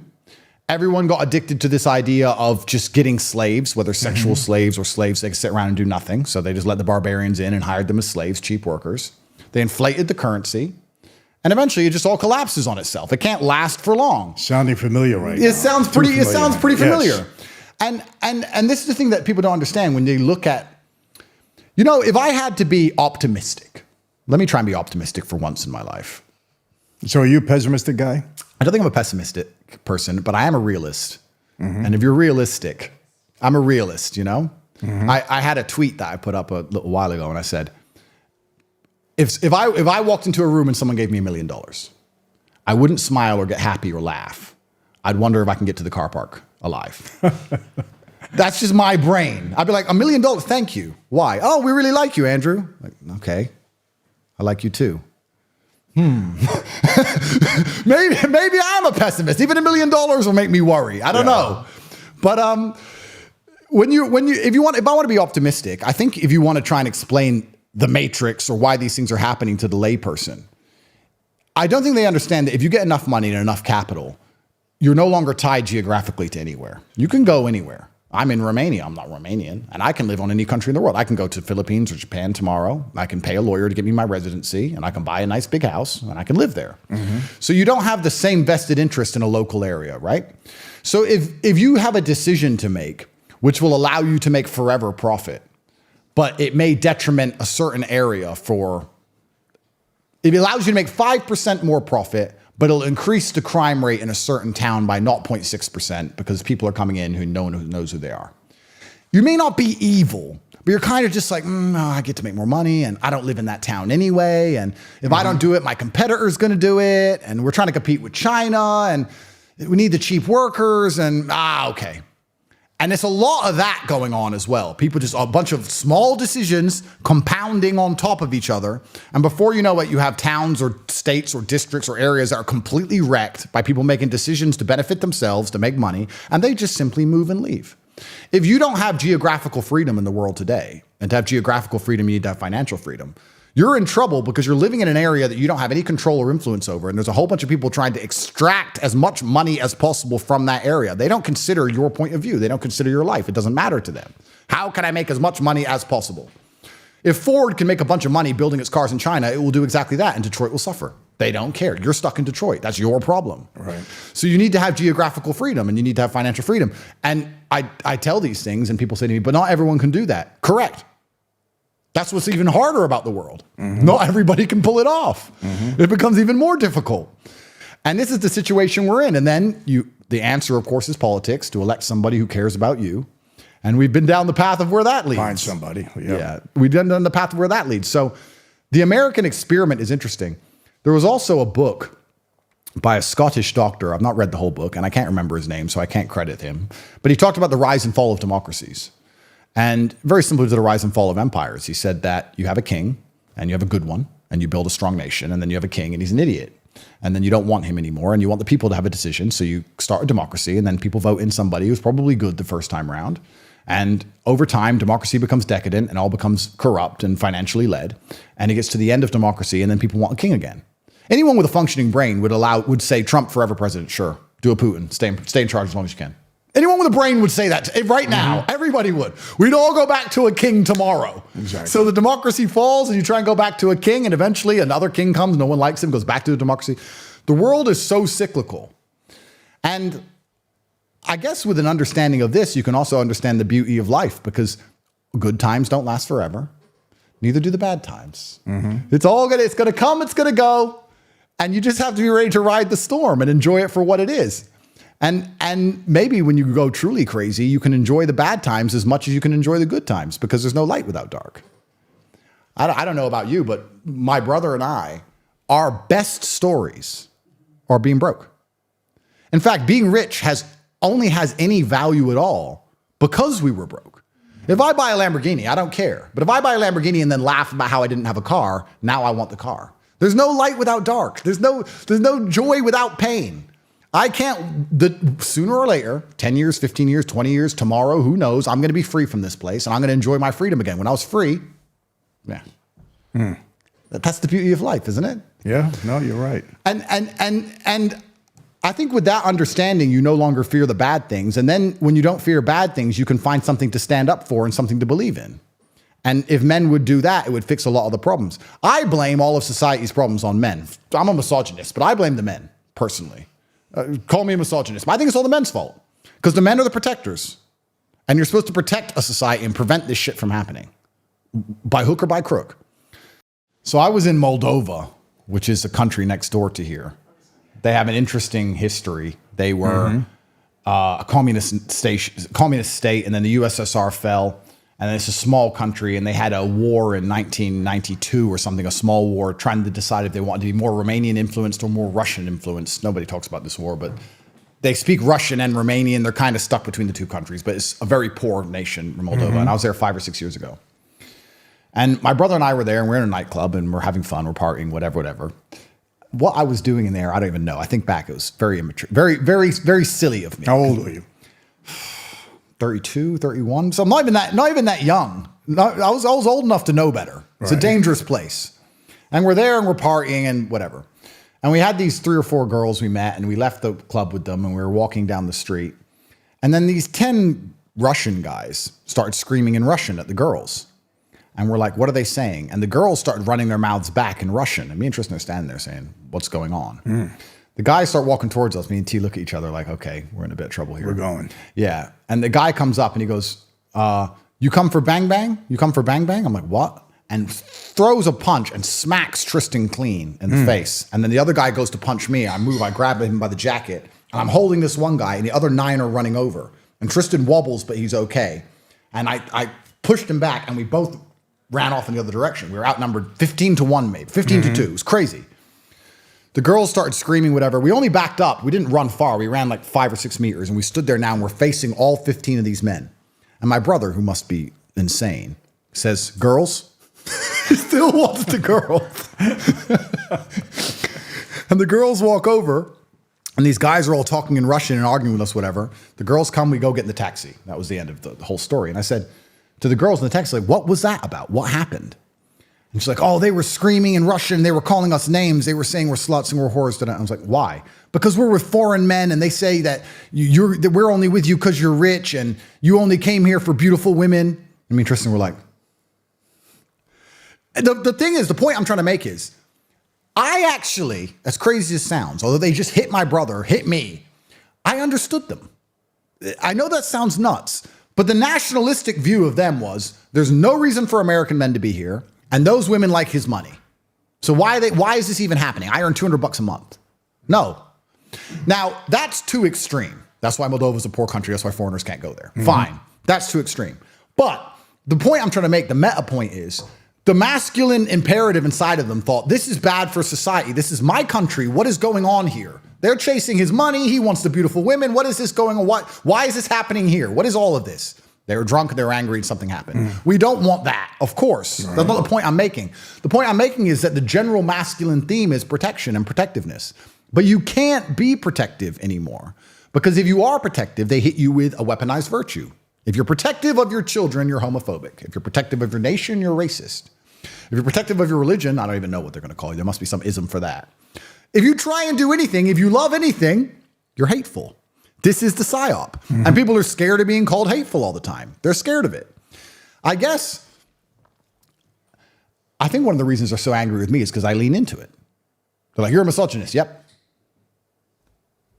I'm done arguing with these clowns because they refuse to listen to reason. And anyone with a brain knows the truth. And anyone who's stupid is going to believe what they say anyway. I'm like, yeah, I'm the worst misogynist in the world. I'm a terrible person. Next.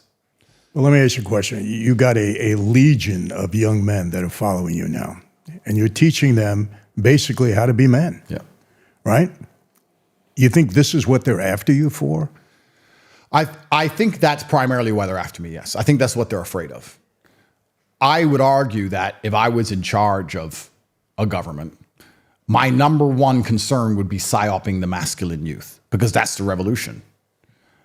If women get angry, that's fine. But it's eventually going to come down to men being angry because the world comes down to violence. So they have to try very hard to psyop the masculine youth to, one, not cause a revolution, and two, the masculine youth have the worst life. I would argue that young men today have a worse life than even young women, and they have all of their own problems. I'm not saying their problems don't exist. But for the average young man today, women expect him to be a millionaire at 20, which he isn't. Nobody gives a shit about his opinion at all. He can kill himself, nobody cares. He isn't born with any innate value because he's not beautiful like a woman is. So he has to build himself from the ground up. He has no teachers in any way. No one really to teach him. There's people like us on the internet, fine, but everyone around him is going to convince him that we're bad people. Everything he's being told in regards to his natural feelings, his natural instincts and inclinations, he's being told makes him a bad person, makes him toxic for feeling like a man in any way. It's very hard to be a young man today, and they feel disenfranchised with the system. So they find solutions. The human mind looks for solutions. They start listening to me, and they go, oh, I feel better if I do this. I feel better if I go to the gym. I feel better if I start to take responsibility and take accountability. And I feel better if I'm not afraid of pain anymore. I feel better if I'm not afraid of suffering. I feel better if I understand that I'm supposed to suffer, that that's what's going to make me the best person that I could possibly be, that my youth is supposed to be spent doing difficult things so that I have the light and the dark. They find me and they start to feel a certain way about it. And then they reject the matrix programming. And before you know it, which was even a surprise to me, what I said earlier on today, I'm being discussed in Parliament as a national security threat because the masculine youth don't want to listen to the garbage they're being told anymore. And it's all my fault. And then you get down to a really crazy level, a real scary level, because Once you're a national security threat, all bets are off at that point. When I was in jail, there was a huge protest organized. 200,000 people were going to protest in London. And from my jail phone, I said, don't do it. Because if they start breaking windows, if they start doing, I'm never getting out. They're going to keep me there. Because they're going to say, look what Andrew Tate did. Mm-hmm. And this is, again, how unfair the system is, right? Because when you're large online, millions of people listen to you. Millions of people listen to me. But they make you responsible for every single person who's ever listened, especially if that person does something wrong. If I speak and 10 million people listen and one of them's an idiot, one of them's a moron, and goes and does something stupid, they're going to say, I made him do it. They're going to blame me. Now, if I listen to a Taylor Swift CD and then kill myself, they're not going to say Taylor Swift made me kill myself. No, of course, because she's on their team. Right. But if you're not on their team, you're responsible for everything bad that's ever happened with your name even remotely connotated. I've had people tweet at me saying, we found this guy and he killed his girlfriend and he followed you on Twitter. I'm like, 9.1 million people follow me on Twitter and I don't know who they are. What does that have to do with me? Am I responsible now? And they want you to self-censor. They want you to be so afraid of this attack that you don't say anything which could ever possibly be misconstrued. The truth is about speech and human language is that everything can be misconstrued. Drink water. It's good for you. If you don't, you'll die. Drink too much, you drown. If I say drink water and someone drowns, it's my fault. I'm a bad person. Mm-hmm. You can't win this game. Right. You can't win this game. And this is how they attack. And I think that a lot of my worldviews and a lot of my I do think that the human mind finds cope. I do think the human mind adopts a framework which allows them to exist inside of their reality most comfortably. But a lot of my frameworks and a lot of the reason I come to the conclusions I come to when I say life is constant and endless wars, because I believe there's nothing I can do that's going to make any of these people happy besides die or shut up. And then you have to make a decision if you're going to do that. Is there anything they could do to make you shut up? No, and you've reached that point now where there's nothing you could do that's going to change anybody at this point. Nothing. And even if they were to come to you right now, I mean, I don't know how they could possibly try. If they were to come to you and say, Michael, please keep doing your podcast, but don't talk about the presidency, is there anything they could do that would make you shut up? Andrew, I'll tell you, 6 years ago, I wrote a book. It was a business book. I owed my publisher another book. Book did well. Yeah. So I go there. They say, we want you to do a political book. I said, okay. He said, what are you going to call it? I said, it's just like this. What are you going to call it? I didn't even think. I said, Mafia Democracy. What do you mean? I said, our government is a mafia now. Gee. You guys cleaned it up off the street. Now they're in Washington. 100%. Okay, great. They give me a big advance. I go home. I start writing a book. I get into like 4 chapters, 5 chapters. I turn to my wife. I say, why am I doing this? They're not bothering me. They're leaving me alone. I says, this is real stuff. People are going to get upset with me. I went back to my publisher. I gave him back the advance. I said, not doing this, right? Cut to 2 years ago. I said, I have a responsibility to do this. I can't shut up. I see what these people are doing. Yeah. They're liars. They're thieves. They're hypocrites. I can't do it. I go and write the book. I call it Mafia Democracy. Andrew, lay everything out exactly how I could see in a second exactly what they did. It's all about money and power. Yeah. I see what they're doing, right? I write the book. Book's a huge success. People come in. Now we see it. Now we get it. Now we understand what they're doing. And I'm going right down the middle. Democrat, Republican. This is the system that we've created now. Yeah. You got a bunch of weak people in office that are bleeding you dry, you know? But people don't understand. They're raising taxes. What do you mean raising taxes? Everything we do is taxed. Right. Everything, from the clothes we wear to the food we eat to the car we drive to the insurance we get to our health, everything is taxed. Yep. Don't you understand this? They raise it. All they do is tax us. But this is the system now. But they don't live the same way. These people are wealthy. They don't know that you're going to the grocery store and paying 20, 30, 40, 50% more because they don't do that. And they don't care. And they don't care about you. You think they care. And if they're paying you with your own money. They're charging you more and then you don't even understand the system. Yep. You know, so what's the cure? Vote these people out of office. Yep. Get rid of them. Don't let them lie to you. You know how many people die? Listen, I'm saying this, I get in trouble. Our president has blood on his hands. Yep. Andrew, if you know human trafficking is coming over the border, real human trafficking, not the BS with you, real human trafficking is coming over that border. Opioids and fentanyl coming over the border. You know, I saw the Border Patrol agents. They showed me a block of fentanyl, maybe 3 times the size of this. They said, Michael, this can kill the entire world population. It's coming over the border and we can't stop it. You know this? You're the president of the United States. You know this, and you don't close the border immediately? I had a kid drop dead in my house. He had a bit of fentanyl this big, like a drop of a pinhead, within 10 minutes, dead in my house. Insane. You know this is happening, and you don't put a stop to it. You know there's human trafficking. You're in charge of this whole country, the welfare of people that trusted you and put you in office. You don't stop it immediately? What more evidence do you need? And this is where the whole conversation gets spiritual, because but you see, but then they get mad at us for talking about it because it's the truth and they can't accept that. that's right. You They know, want to but- shoot the messenger. No.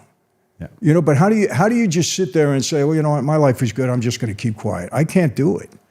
Because you'd have to be soulless to do it. I can't do it. And this is where the whole conversation gets spiritual, because when I say the people in charge are demonic, they're 100% demonic. They worship Satan, whether 100%. they admit it or recognize it or not. They do. It's absolutely demonic. And people say, "Oh, you're crazy. What do you mean? A bunch of Satan worshipers?" The scenario you just described could only be accepted by a Satan worshiper, someone who has no concern for anything but themselves. And if you look at the Satanic Church, a lot of it is down to just absolute selfishness.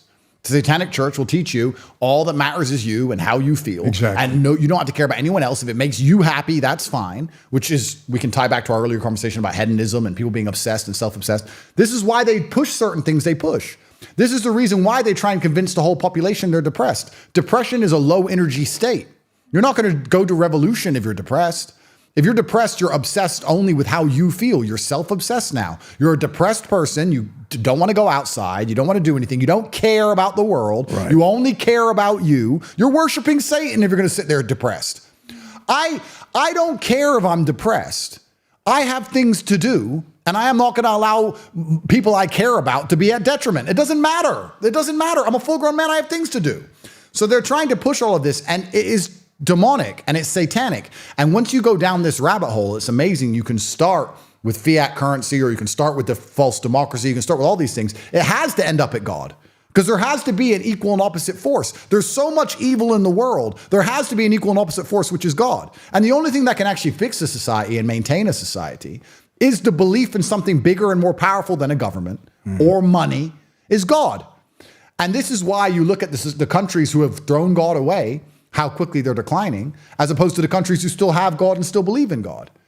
And this is why it's such an important, it's a spiritual battle. It truly is spirit. It's good against evil. It's that simple. 100%. It's good people against evil 100%. people. And another thing that's always given me comfort is you understand that truthfully all you own is your soul anyway. I mean, I can tell you from experience, and you probably know better than me, you don't own that car, you don't own that house, you don't own the money in that bank. Piss off the government and you will see how quickly you don't own a thing. Right. A judge who you've never heard of will stamp a piece of paper you've never read and you are on your ass. That's it. You don't own anything besides how you feel when you look in the mirror. That's all you own. The rest of it is garbage. You own your body, perhaps if you don't let them inject you with anything, and you own your soul if you get to stand up for what you believe in and what you say. I get to look in the mirror and go, yeah, maybe I got myself in trouble, but I meant what I said. I meant every word I have ever said, even if now I retrospectively disagree with some of the things I've said because I've grown as a person. At the time I meant it, and I meant what I said, and I said it. It is what it is. You can take my cars, you can take my house, you can take all my money. Doesn't matter. Because that's what you truly own. They have people so obsessed with this idea of owning this garbage they don't own anyway. And that's the thing, because that's how they force you to comply, right? If you tell too much truth on Twitter, you lose your job. You lose your job, you lose your mortgage. Can't pay the house. You lose everything. Right? So they have people self-obsessed with all of these unimportant things that they don't even own. Yeah, you're right. And this is where spirituality is so important. I find it heartbreaking that America, which is supposed to be the largest and most powerful Christian country, Christian, right? You will get more respect for George Floyd than Jesus Christ. I find it heartbreaking that you can mock Jesus in the open. Yeah. I find it, yeah, free speech, blah, blah, blah. There's free speech, but no, I don't think you should be walking around insulting the God of the country you live in. You can't do that in an Islamic country. You can't do that in nearly any religion's country. Only in these first world Christian nations are they going to allow their prophets to be mocked and say, well, no, oops. They'll put up satanic statues in churches. They did that's this. fine. And the guy, a Christian, destroyed the statue. He got charged. Yeah. He got charged. Andrew, it's happening every day in America. You could tell you, God forbid you say something against a transsexual. Oh forget yeah. it. That's the real religion. Absolutely. But talk about Jesus, talk about God, nobody cares. That's right. The real religion is LGBT. You can't destroy that flag. Can't destroy it. You can't talk bad about that. That's become a religion. You're right. It is. They make it sacred. Absolutely. You have your priests and priestesses. You have your religious doctrine, and they're trying to convince everybody to join. You know, I don't know why anybody thinks this is controversial, and I'm sure this is going to get me canceled for the 58th time, but luckily I do not care anymore, so do it. When they say the gays are after your kids, no, we're not. Of course they are, because they can't have their own. Mm-hmm. So how do they have a future of a movement unless they get your kids? They need you as a straight man to dedicate his life to a woman, to have children, to raise those children, to pay for those children, to protect those children, to provide for those children, to be responsible for those children all those years so that they can come along and psyop those kids into ending your genetic bloodline and doing whatever they want. They want your kids. Of course they do. There's no other kids to take. Of course they want your kids. And the reason they try and get the kids is because their ideology is such bullshit that they have to go after the young, impressionable minds. They can't go after a 30-year-old who's lived in a normal world. No, they have to go after a child. Yeah. And you're not allowed to, once again, tell your children to not adhere to these things. No, you're not allowed. That's in trouble. That's a crime. They're going to send your kid to a school, which is effectively an indoctrination camp now, and they're going to indoctrinate them with this garbage. I saw a video on YouTube, and it was a dad trying to argue with his two daughters about LGBT rights or something, what they learned in school, and he was trying to fix them. Mm-hmm. And I guess he thought the video was a wholesome video because he was fixing their minds and, you know, look, this is what we have to do. Da-da. It pissed me off, and it wasn't even me. I was like, they've poisoned your kids' brains.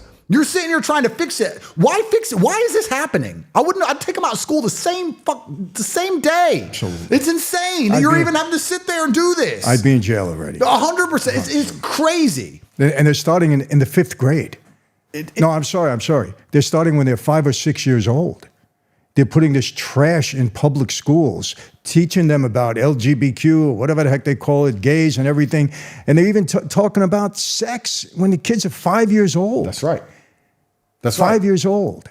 I can't, Andrew, it drives me crazy. I mean, I've seen a lot of garbage on the street, but I've never seen anything like this. This is more demonic. This is demonic. And this is more evil than anything you see on the street. On the street, there's a guy involved in some business. He's involved with bad guys. He's a bad guy. Something happens, whatever. Children trying to learn about math. It's truly demonic. The agenda is completely demonic and satanic. And it's anti-human. The reason they push this LGBT stuff so hard is because it's anti-human. It will reduce the population. People won't have kids. Mm-hmm. It'll divide the genders further. It will attack masculinity. It ticks a lot of boxes for them. What they want is they want machines in charge of everything. They want AI to come along. They want robots in charge. They want a slave class of people below the robots, and they want to tell the robots what to do. Things are bad enough now. Imagine when the police force is robotic. Yeah. Now, what are you going to do then? Terminator, Skynet. It's coming. It's coming. It's going to be over for humanity. We're in a large last period where people can stand up and say, we will not accept. And they're still sitting there going, maybe it'll be okay. It's not going to be okay if you don't do anything about it. It's funny because you talk about God. One of the guys I live with is a very devout Christian. We talk about which you once were, right? Well, I was an atheist. Okay. And then I educated myself. Mm-hmm. And then I was a Christian for a while. But I think I reverted to that because I was raised Christian. So I was like, I believe in God again, so I'm a Christian. Mm-hmm. And then I read the Bible, and then I read the Quran. And then I found an affinity with Islam. And it's a very interesting conversation because in a lot of ways, they're a lot more similar than people realize. They're actually very similar. But I don't feel qualified to discuss Islam like that because it's a very complicated religion, and I'm a revert. I'm only 2 years in, and I'm learning. But one of the guys who lives with me is a devout Christian, and we often have these conversations, and we talk about these things. And your brother's a Christian. My brother's a Christian, that's right. And he says, when we talk about these things, he goes, Jesus is coming back. It's fine. Jesus is coming back. So I'm like, but Christian nations need to stand up for themselves, and you need to do something, you need to fight. And he goes, but Jesus is coming back. And I said, I don't prescribe to that particular mentality. And it reminds me of a story from my dad. Well, let me ask you a question. When you say you don't prescribe to that mentality, do you not believe Jesus is coming back, or you just don't believe in that mentality you just described. I do believe, let's say I believe Jesus was coming back. That wouldn't mean I don't take action. That wouldn't mean I just wait. I agree with that. I don't agree with it's going to be fine. It'll be fixed by Jesus. No. I'll give you a quick example. My father was a world-class chess player. He was a professional chess player. I used to go with him to chess tournaments. We were at a chess tournament. I think we were in Chicago, Illinois, and I must have been about 8 years old. And Azerbaijani grandmaster turned up, and he looked visibly shaken. And he's from Azerbaijan, so he was not used to driving on ice. And he came in, and he looked visibly shaken, and my dad and his friends were standing there, all the chess players, and he said, "What's the matter?" And he goes, "God just saved my life. God just saved my life." And we were like, "What happened?" He said, "I was driving on the bridge, and I lost control on the ice, and I was heading towards the edge of the bridge, and the car wasn't responding, and I just closed my eyes, and I prayed to God, and I opened my eyes, and I stopped just before I went off the bridge. I broke the barrier. I nearly went off the bridge. God saved my life. God saved my life." And I remember my dad said, "Maybe God saved your life, but I wouldn't have taken my hand off the wheel." Mm-hmm.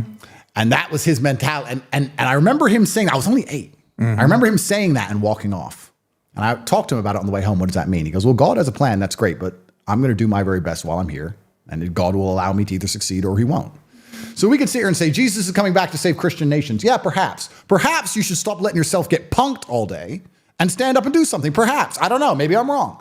But it truly breaks my heart when these things are happening. Well, no, you're right, because faith without works is it's meaningless. But let me ask you, very interesting, because you said you believe Jesus is coming back, yeah, and yet you're Islam. So does Islam. They do? Yeah. So they believe that Jesus is the Son of God? Yeah. Okay. They believe he was a messenger. They don't believe he's the Son of God? I don't want to say anything incorrect, because if I say anything incorrect, the Muslim world jumps all over me. But they do believe he was a messenger. They believe he was a prophet. Mm-hmm. Along with Muhammad and along with Moses. They believe in a lot of the same things. I guess the very simplistic way to understand or explain Islam is they believe in the Bible. They believe in all of it. They just wrote one more book afterwards by one more messenger, Muhammad, peace be upon him. And in his book, he said, Christians are right. Everything's right. But there's also this part. That's the very simplistic view of it. Mm-hmm. I don't think the problem is Islam versus Christian. I don't think the problem is God versus God. I think the main problem with the world today is godless versus believers. I think if you have somebody who believes in God, all the religions have a basic tenet of look after your family, do the right thing. God is watching. There is sin. There are some things more important than money. You know, like in Islam, we don't have usury, for example. There's no interest allowed. It says in the Quran, if you have a society based on interest and based on debt and based on banking, you're going to be controlled by evil. It says in the Quran in the 14th century. So like there's you have spiritual beliefs. And if you don't have any spiritual belief, you're only going to worship money. There's nowhere else to go, right? And if you worship money, you're corruptible. So I think that people who are spiritual as opposed to people who are atheistic is the main problem, because the atheists aren't even atheistic. They worship LGBT, money, government, feminism, abortion, whatever insanity. They have their religions. They're just evil. So there's no such thing as an atheist anyway. They just have completely insane religions. Right. I believe that people who believe in God versus people who don't is the main problem. I think a lot of the confusion, though, about Islam is a lot of the problems in the Western world are from migrants, perhaps, or from people who are from Islamic countries. So people have a problem with Islam, which I can understand. But I would argue that the problem there is not Islam. The problem is third worlders versus first worlders. Some of the first world Islamic nations are the most beautiful places on earth. Bahrain, Kuwait, Dubai, United Arab Emirates. These are gorgeous places with no crime. And you're going to see with no tax. And the tallest buildings in the world, perfect roads, 0% tax rate. No tax. Yeah, no tax. Explain that, government. Mm-hmm. And they built these beautiful places and everyone's safe and society functions and everything's gorgeous. Obviously, you have third world Islamic nations with problems. You can go to Africa and find third world Christian nations. Yeah, absolutely. And you will see how they treat women. People say, oh, Islam's bad to women. We'll see how they treat women in Africa and Christian nations. You're right. It's third world versus first world. Let me ask you, is there a reason you were drawn more to Islam than Christianity? I read both books. I don't know if it was my time inside of Islamic countries. I felt God. I felt it. I don't know how else to say it. I felt I felt it. I felt it more when I went to the mosque. I felt it when I was in an Islamic country. I felt it. And I've analyzed this about myself heavily because I believe that feedback is how you get good at anything. Practice is, people think practice makes perfect. That's a lie. Feedback makes perfect. And I was actually discussing this with somebody who was talking about my podcast. He says, oh, your podcasts are very good. And how do you talk so well? And I said, well, he goes, you must be practicing. I said, I don't practice because I'm 37. You're 42. You've been practicing longer than me. So how come I can speak better than you can? Because I watch myself back and I analyze. I learn new words. Feedback is how you get good at something. So I try to analyze my own state of mind all the time. And I try and work out, why did I feel like an Islamic society was closer to God than a Christian society? Is it because of what's in the book? Or is it because of the society I'm in? Is it because of the society? Maybe. And I'm just being perfectly brutally honest here. Maybe when I look at religion, I say, well, if a religion, what's the primary goal of a religion? Is it to save souls? Yes. But also, wouldn't you argue the primary goal of religion is to preserve a society to a degree? If Islam can preserve Islamic societies, if women are women, if men are men, if even in war zones, even you can look at the worst countries on the planet today, they're Islamic countries, if they're still all praying, they're still all with their wives, they're still all feeding. God is the only thing they've got. They don't have anything else. They're not afraid to die for what they believe in. God is all they've got left. You know what's interesting? Someone said to me, they said, imagine when you look at movies and you see a post-apocalyptic Christian country, like, something's happened. You see riots, you see looting, you see all these things, right? He goes, there's a bunch of Islamic countries right now that are already post-apocalyptic. You don't see any of that because they believe in God. Maybe it's that. Maybe it's just I felt it hold society together. And I'm not going to sit here and argue that I'm right. I'm not going to argue against Christianity at all. I respect Christianity. I was raised Christian. I have absolute respect for Christians. My brother's a Christian. I'm not going to sit and say that I'm right and anyone else is wrong. I'm just saying perhaps it's as simple as if I send my children to school in Dubai, 99% of the problems we've talked about, I don't have to worry about anymore. Maybe it's that simple. It's like, okay, boom. Let me tell you the one thing that separates Christianity that's scary to everything else on earth, in my view. If Christians are right, and the only way to get to heaven, which I know you believe in, we believe in heaven and hell, is through Jesus Christ, then every other religion could be good. There's no question about that. But the separation is that if you don't believe Jesus is the Son of God, that's right, then you don't get to heaven. That's right. And that's scary. Yeah. And when I was in the hole, I kind of challenged God at that moment, because my wife was Christian, my mother-in-law Christian. They were telling me, and I didn't have time for that.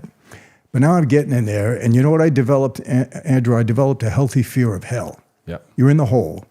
If this is it, if this is the rest of eternity like this, only a million times worse, and even if it isn't worse, this is it. Yeah. I'm here alone by myself, separated from everyone I love, and this is it. Eternal nothing. I said, I need to find out what's true. And at that point in time, I had my Bible in there. I had my wife send me every book you can imagine. Christian faith, Hindu, Muslim, everything. I was reading everything. And for me, the separation was, okay, all of this makes sense.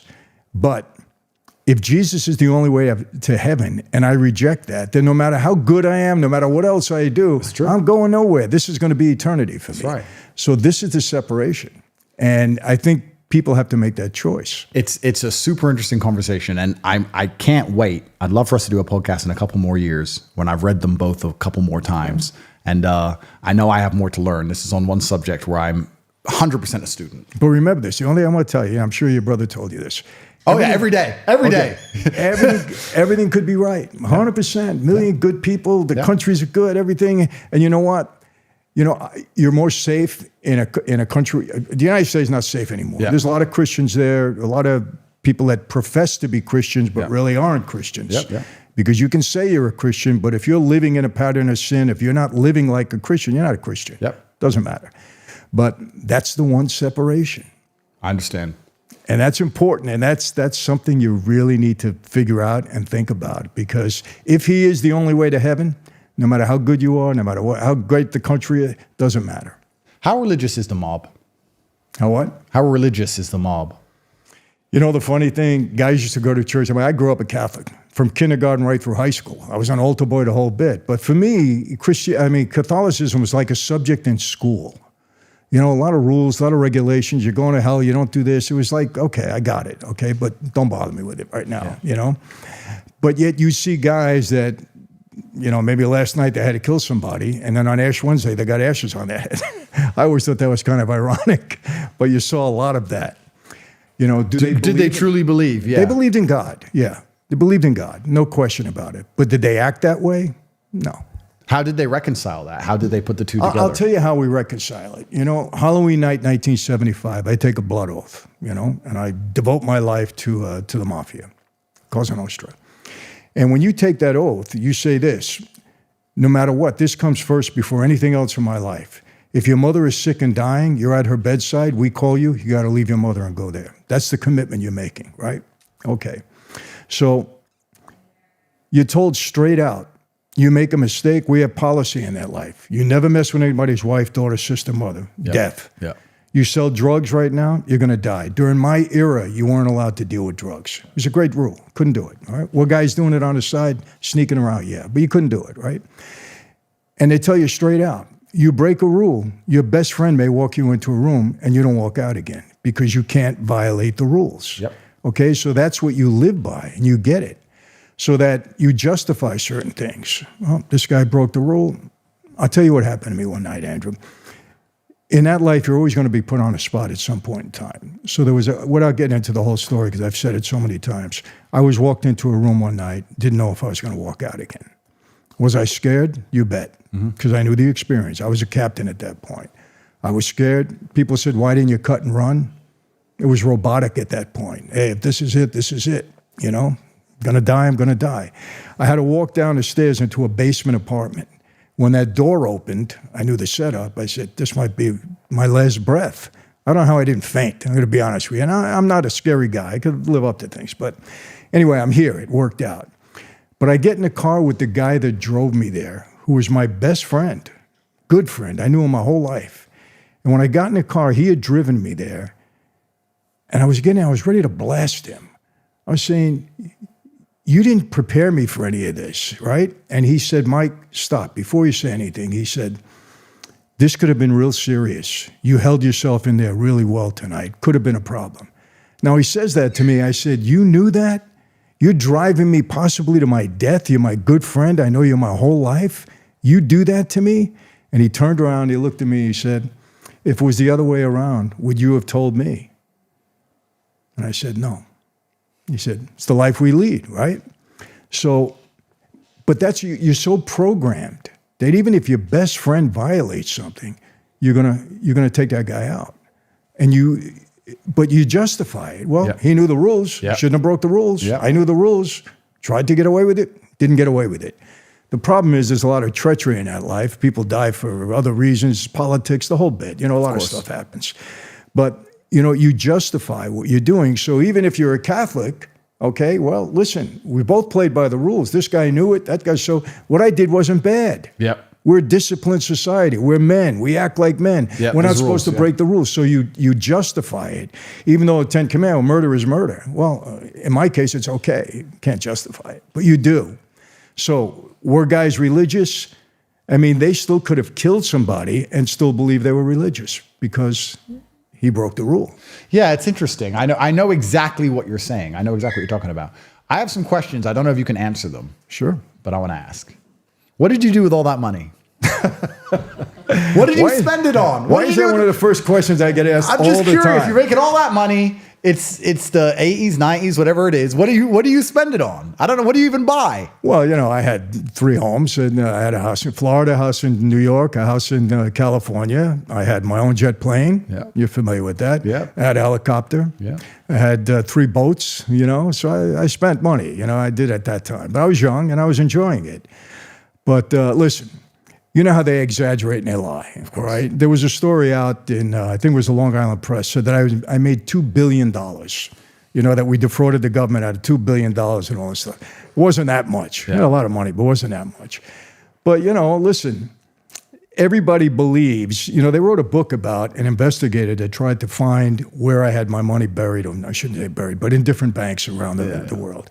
And they couldn't find it. And they actually wrote a book, and the investigator that hired them. I mean, they got a bunch. They got, probably 50, 60 million from me, but I'm not going to answer any more. I understand completely. You got about as much out of me as you're going to get. I understand completely. I completely understand. I know exactly what you're saying. I understand you, sir. I understand. I understand. Yeah. It's kind of, I don't know. The reason I asked that question is I don't know if the world was easier then than it is now. But if you have any money now, trying to keep hold of it. I don't trust the banks. Listen, what happens in America? Just what happened 2 years ago. Thursday afternoon, I forget the name of the bank. I didn't have any money in that bank. Everything is fine. The bank manager gets on, the CEO of the bank, on Thursday afternoon. Don't worry about it. These are all nonsense. Not so. Your money is safe, 100%. Friday morning, the bank goes under. Yep. They lie to you. You can't trust these people. Yep. Stock market, the same thing. I know. I mean, I had guys, that we were doing things with penny stocks and everything back then. So I don't trust these people. I'm not saying, you don't want to throw the blanket over everybody. Yeah. But does stuff go on, that? Does stuff go on like that? Are these people dishonest? 100%. Yep. Why do you want to trust them? It's true. And it's getting harder and harder the reason I asked the money question is because 80s, 90s might have been a different game. But in the world today, especially if you make any money, it's very difficult to get hold of. You can't hide it. It's very difficult. You can't hide it. That's right. And if they want to get it, they can find the right piece of paper to take it off you. 100%. And plus the paper money today in our country, it could be worthless tomorrow morning. That's right. You could be putting money in your basement. It could be worthless tomorrow morning. We're not far off. No. I think the American dollar's lost 25% of its purchasing power since 2020. And they're just printing. That's their answer to everything, is just to print more money for this endless. Yeah, and there's nothing to back it up. That's right. Endless wars around the world. The only thing they have is violence and threats. That's it. That's right. Everything comes back down to violence and threats. Yeah, the world's a certainly interesting place. Where do you think we're going? I'm the opposite of you. Okay. In that I'm a very optimistic guy. Someone has to do it. No, my wife gets mad at me. How are we going to, don't worry about it. I'm going to handle it. It's all going to be okay. It's my famous words. She said, don't ever tell me don't worry about it, because you said that to me the day before they locked you up and I didn't see you for 8 years. Yeah. I told her, I said, I get it. But I am extremely pessimistic about my country. Yeah. I think, number one, I think it's biblical. Yep. I think I don't want to say we're in the end times. The end times could be 1,000 years away from now. But I think my country is in a lot of trouble. Mm-hmm. I really mean it. And especially if this election doesn't turn out right. Yep. We're going downhill fast. Andrew, how do you get out from under $34 trillion worth of debt? You don't. You can't. You can't. It's impossible. There has to be a crash at some point in time. They're printing money like it's water. Yep. The money really doesn't have any value. It's an imaginary value at this point. Ponzi scheme. Yep. So how do you get out from under it? You don't. And they have no intention of fixing it. They don't know how to fix it. They don't want to fix it because it doesn't affect them. Yep. So what are you going to do? You hate to say, people have asked me, Michael, would you trust Trump with your daughter? I said, what a stupid question. Why do I have to trust him with my daughter? What does that have to do with him being a president of the United States and doing a job for my country? Yep. Well, 15 years ago, you got this guy. What do I care what he did 15 years ago in a hotel with a woman? But this is, you've just absolutely nailed it, because this is the true conversation, and this is the true split in society now. You have logical arguments and people who believe in logic and common sense. What you said is absolutely logical. He can be the president of the United States and he can fix the country and has nothing to do because he doesn't have to meet my daughter. And you have emotional arguments. And emotional arguments are absolutely subjective, and they throw everything out the water, and you ignore all of the general rules of life, and exceptions disprove rules, and it's all insanity with emotional arguments. And that's what they do. This is why they try and destroy masculinity, which is logical, and push all of these constant emotional arguments with nearly every psyop. Let's look at a psyop. Climate change. Whether climate change is true or not isn't even the conversation we need to have. Because when they pass legislation regarding climate change, it's a Trojan horse for a bunch of things that have nothing to do with the climate. Absolutely nothing. Nothing. They want to raise taxes, raise their wages, destroy your ability to go anywhere, take away your freedom, all for the climate.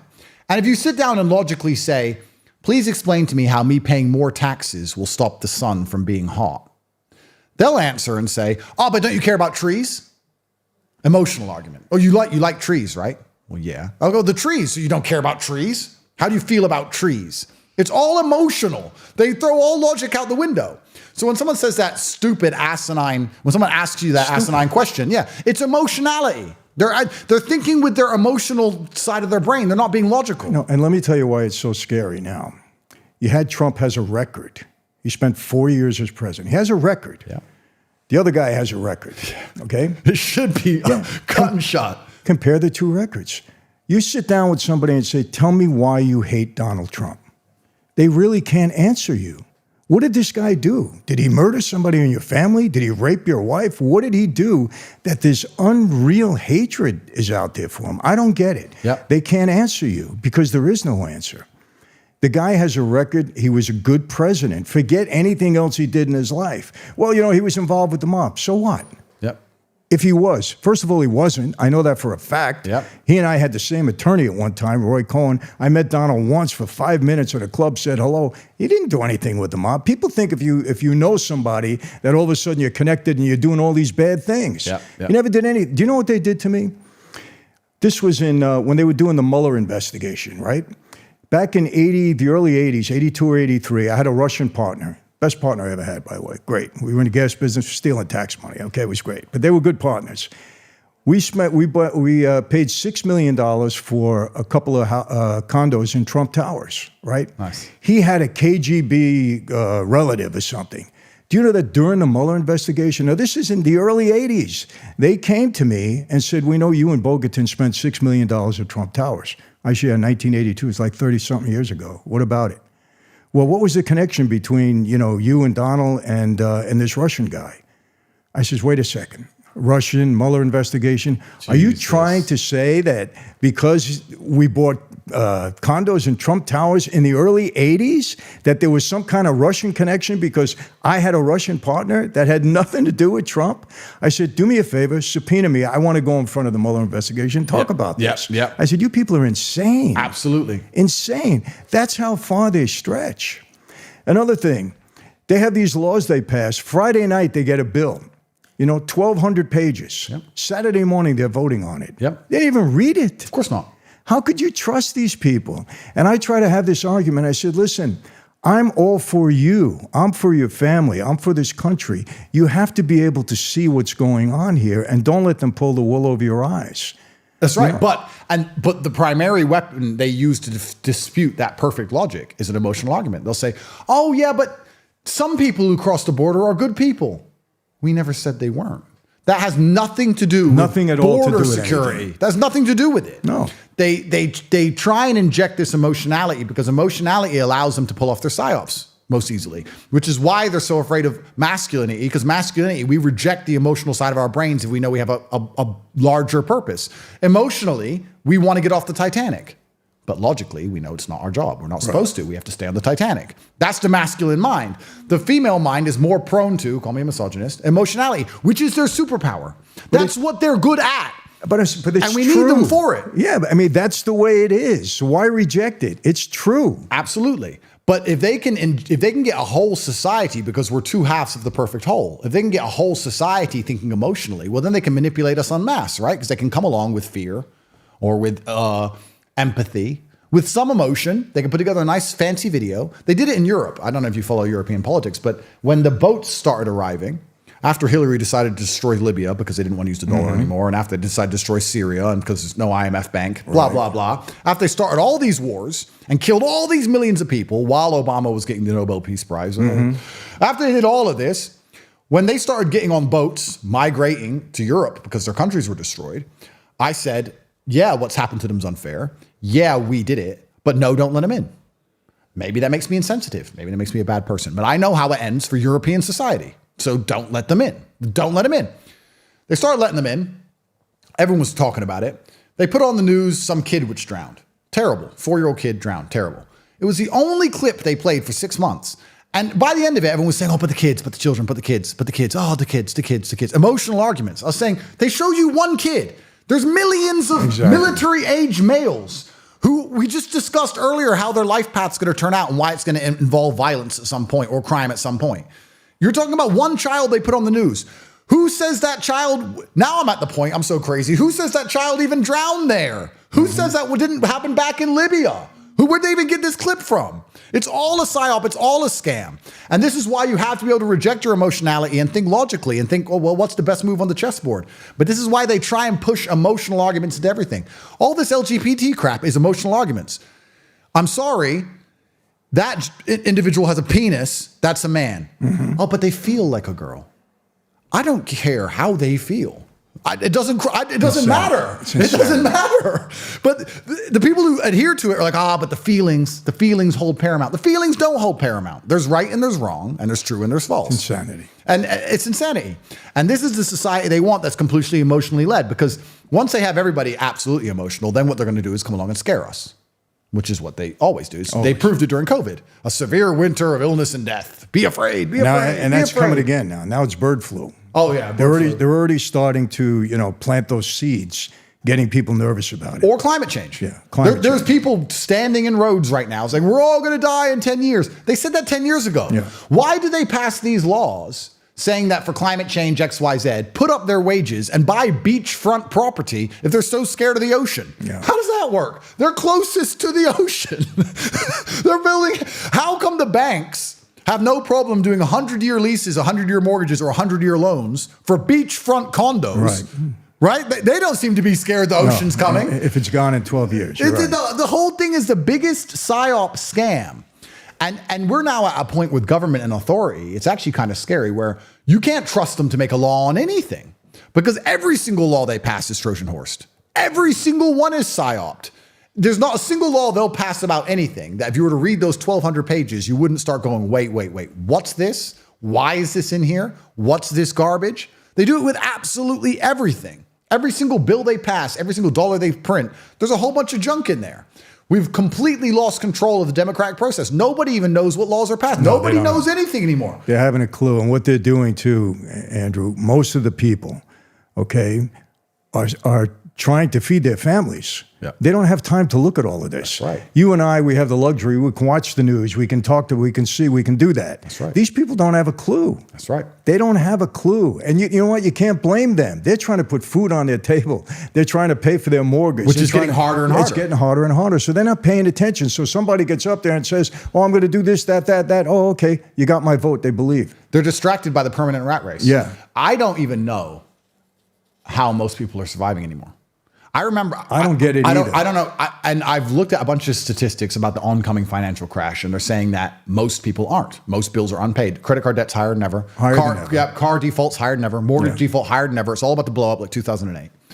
But I think back to when I was, say, 21 or 22. My brother had a job. I had a job. Both low-income jobs. We both made about $1,000 a month. We had $2,000. We had a car between us. We had an apartment. We had food. We went to training every day. We had clothes. And we survived. I don't even know how much I spend now because I know I've lost touch with reality. But to have a nice car and a nice house and to pay your bills and pay your taxes and to be able to go on a few holidays and to have some clothes and to put gas in your cars and have a little bit spare for emergencies, you need $15,000, $20,000, $25,000 a month. Easy. To live the most basic, normal life. It's insane. Nobody can make this money. No. At one time, that was a lot of money. You'd be a very rich man on 20 grand a month. You're surviving now on that. It's absolutely crazy how quickly that's happened. I know. And it's good to a point. I went to see, this is about a year ago. Well, this is when I totally realized I've lost all touch with money. And it was about two and a half years ago. Dan Bilzerian, I knew him from before. He's actually a very nice guy. He was in France and I'm here in Romania. And he said, I'll come over and say hi. I said, all right. So I got a jet from here to France, and then there was 6 of us. We all got a 5-star hotel and 6 different hotel rooms. And then we had a security team with us because I go security everywhere. And then we ate out a couple times, and then we were with Dan at his place for 5 minutes, and we did a video game thing. And then we decided to drive back to Romania. So we shipped some cars from here, there, and we took a 4-day road trip through Italy, back through France, all the way back to Romania. And I sat down and I said, Tristan, he goes, what? And I said, by the time we flew in and out on jets and got security in 6 5-star hotel rooms and ate and moved the Lambos and drove the Lambos and gassed it, we just spent like $350,000 in 4 days saying hi to a friend. That's how ridiculously expensive the world's become. And then we can always tie everything back, right? It's super interesting because now all of that's on Instagram. So you have young women sitting there going, that's the kind of boyfriend I want. And it's like, okay, well, there's like 10 of them. Yeah. So good luck. Yeah. So everyone's chasing this lifestyle. Men feel, we talk about male depression, male suicide. Well, men feel happy when they're respected. Mm-hmm. A lot of men don't feel respected because the world's obsessed with this fantasy that I'm living, fantasy, but it's unique, it's rare, right? Women want that and only that, which is fine. Mm-hmm. That's what I'm raising my daughter to do. I don't want her to have anything else. But we talk again about broken gender dynamics and how this all ties in. We've never had a period in human history where you were constantly spying on everyone else's life.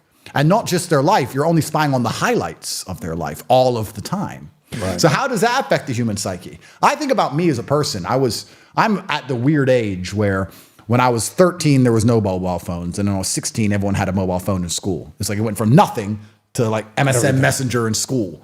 And so I remember the transition between the two.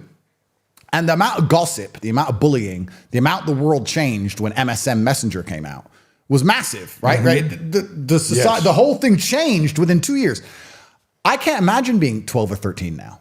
You got Instagram and Twitter, and you're seeing murder all over the news, and you're seeing these girls who are on boats at 18, and you see the guys living this crazy life like I do with money, and you're sitting there and you try and get a job, and it's $25,000 a year, and like everyone's minds must just be a mess. Everything's messed up, and then you look at the mentality of a lot of these people, and I talk about this from my perspective because I primarily talk to younger guys. And they've gotten to a point where they're just apathetic and they're just gamblers. They're like, well, I'll just gamble on crypto or I'll gamble on the stock market. I don't stand a chance of getting out with hard work. I don't stand a chance of getting out with education. I don't stand a chance of having a woman who loves me without money. So I'm just going to gamble. Just gamble on meme coins or just gamble on the stock market. And if I lose, I'll just sit in my bedroom and play video games. I give up. They're just giving up on the system, giving up on society. They're no longer waking up saying, if I work hard and train hard and be a good person, I can build a good society. And that's what you teach them. And that's what I'm trying to teach them to do because they've just given up. They just don't care anymore. At a young age. At a very young age because they're seeing too much too early. And I can't even imagine myself at age 12 seeing all this. How would I end up? It's weird. Because they're saying to themselves, I'm never going to be in that position. You know, we're spending all that kind of money and doing, so they give up. They give up. And also not just they give up, but they sit and they think, well, that's all that matters. That's all I want. That's all that success is. I don't care about, and I try and make it very hard. That's why I always mention I was broke for the longest time. And that's when I actually became the person I am. I don't think money changes you. I think money amplifies you. I think if you're a real man and you get rich, you're a good man, like Trump or like us. If you're a pussy and you get rich, you become worse than ever. You become, like we talked, a weak, dictatorial, insane, evil person. And we're surrounded by them. That's right. So you need all of the character building, bad times, being broke. First. You need all that before you're rich. The worst thing that can happen to you is you get rich at 19. Imagine a 19-year-old boy who's filthy rich. He's an idiot.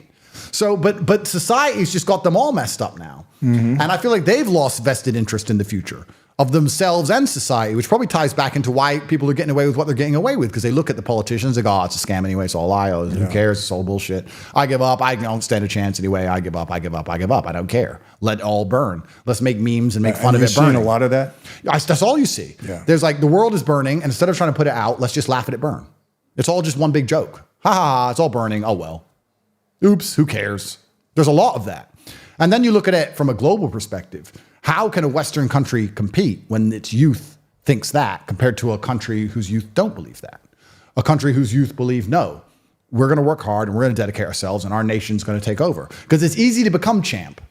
It's hard to stay champ. Yep. And that's the problem with America now. You're trying to stay champ. Well, there's people coming for your belt, Rocky. And, Mr. T's training and he's built different because he's hungry. Mm-hmm. And we don't have that hunger in our society anymore. It's all gone. So how long can we truly possibly compete? You go deeper down the rabbit hole, you realize the only reason we're still competing is because we can print the dollar and we can game the financial system and we can lie and cheat and we can print these dollars because we're the global reserve currency. How long is that going to last? Who knows? But I guess the thing that's interesting to me is, and I'd be interested in your point of view on this, how does American social and societal collapse look? Because in other countries, when society collapses, I feel like they have something to a degree that unifies them, even if it's just the homogeny of their race or their color. I'll give you a very quick example. When I first moved to Romania 8 years ago, I said, there was two girls walking to the park at 3 a.m. I was on my way home from a nightclub, and I was talking to the taxi driver, and I said, in London, girls don't walk alone at night. But is it normal here for girls to walk alone at night? And he said, those are Romanian girls. A Romanian man wouldn't hurt a Romanian girl. Won't see that in America. Wow. You won't hear that in America. Wow. You won't hear that in America or the West anywhere because we're so divided now, right?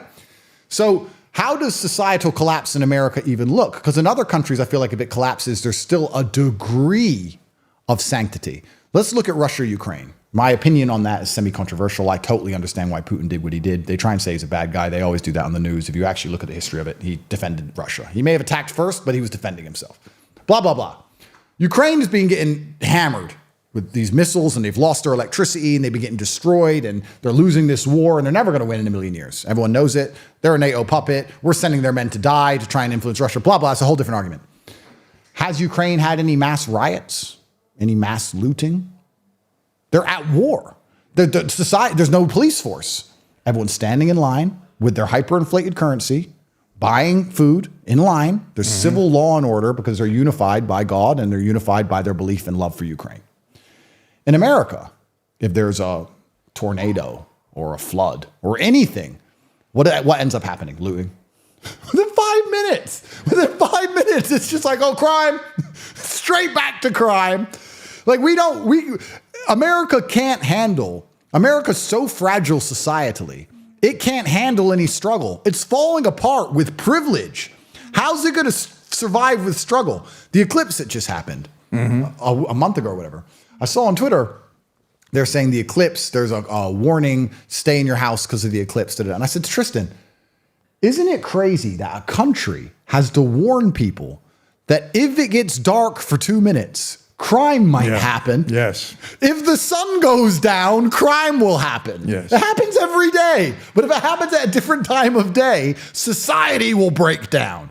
That doesn't happen anywhere else. Do you think when there's an eclipse over Thailand or Russia, they all start panicking and putting the military on the street? It doesn't matter. It's an eclipse. Okay, cool. Back to work, back to life. America's so fragile that I'm very interested in what your view on what the implosion will look like, because I think it's going to be worse than nearly anything we've ever seen. Yeah. Unfortunately, we have forces in America now that hate America, hate America, and they're very vocal about it. Nothing happens to them. You can say it, you know. Let me tell you, for me, we are becoming a godless society. And when God is taken out of anywhere, and there's no belief in there, the country falls apart. Yeah. That's what's happening now. He's being chased out. Yep. Can't talk about him. You can't mention him. Yep. If you go out and protest in front of an abortion clinic, you get locked up. And when I mean protest, just sit there and read the Bible to somebody. Yep. You go to jail for that. Yep. They lock you up for that. With free speech in a free country. Free speech in a free Christian country. Yeah. Yet you can protest. You can do everything. LGBTQ. You can, at the parade we had a parade. Do you know that they're walking around the LGBTQ? I don't even know the number, the alphabet, right? Do you know that they're in drag with practically no clothes on? This is a parade with families there. Yep. And they're doing all of this stuff right out in the open, and it's okay. If you say anything wrong about it, you get in trouble for it. Oh, it's a Trojan horse. It's a Trojan horse for sexual perversion. Yeah. So what's happening? The country is there's nothing there holding it together anymore. Yeah. There's really no national pride. Yeah. And if there is national pride, they're fighting against those that have no national pride. That's right. So you see these two forces. So what's it going to look like? It's going to be a total collapse. I think so. It's total collapse. And this is why Trump's win is so important, because it's not just about the laws he'll pass. It's about the culture. It's about people believing in America again. It's about people believing in Americanism. It's about people saying USA, USA, USA. It's about them believing in it's the culture that we need back. People need to be proud of America again. Trump can bring that. He can bring that because now the other side is demonizing those people that voted for Trump. Yeah. This is half the country. Yeah. You're dividing half the country instead of trying to bring people together. I always had two things on the street. You learn something. I learned this. The best way to defeat your enemies is to make them your friends. People don't understand this mentality, okay? And obviously, Keep your friends close, but your enemies closer. Yeah. So if your enemies, that you still know your enemies, if they think you're their friend, well, then you can watch them. You could be careful. You could be on the alert with them. These people are not even smart enough to know that. Instead of demonizing half the country, calling out MAGA people, calling them deplorable, this is half the country that you're in control of. They don't want to bring people together. They want division. I'm telling you, this election, I'm concerned that there's going to be a violent eruption, whoever wins. Because I just went on Rumble recently. It was a good experience because you can speak your mind on there. Absolutely. You can say whatever you want to say. But if you see the comments, first of all, the comments are this long. Okay, people are really aware of what's going on Rumble. There's lunatics too, but for the most part, they're aware. And if you see the anger, oh my gosh, the anger against the other side, and it goes both ways. Whatever happens in this election, there's going to be an eruption somewhere. There's no question. Absolutely. People are just too angry and too divided. And can you blame them? No. They have a right to feel that way. But they want division. The people at the top want division. They don't want unity. That's right. They want it. That's the problem, because you're right. People are justified in their anger, but they want anger because they want us against each other. There has to be, if we had to solve the world, and we come back to God because it's the easy answer, but there has to be something to unify people. Because there used to even just be the unity of everyone. You used to be able to say something simple like, having children is beautiful. Love your children. Something as simple as that will get you backlash now. You can sit and say, women should want to find a man they love and have children. Try and say that online. You're a misogynist. They'll go nuts. Right. They'll go nuts. That's misogyny now. You can't even... I really, truly believe, and this is one of the things I find most interesting about American politics, it's the only country in the world where I've seen the subject of abortion so heavily politicized, whether in other countries it's legal or illegal, whatever. But there are people marching around demanding the ability to murder their own kids. And whether you believe in abortion or not, it's not even the argument.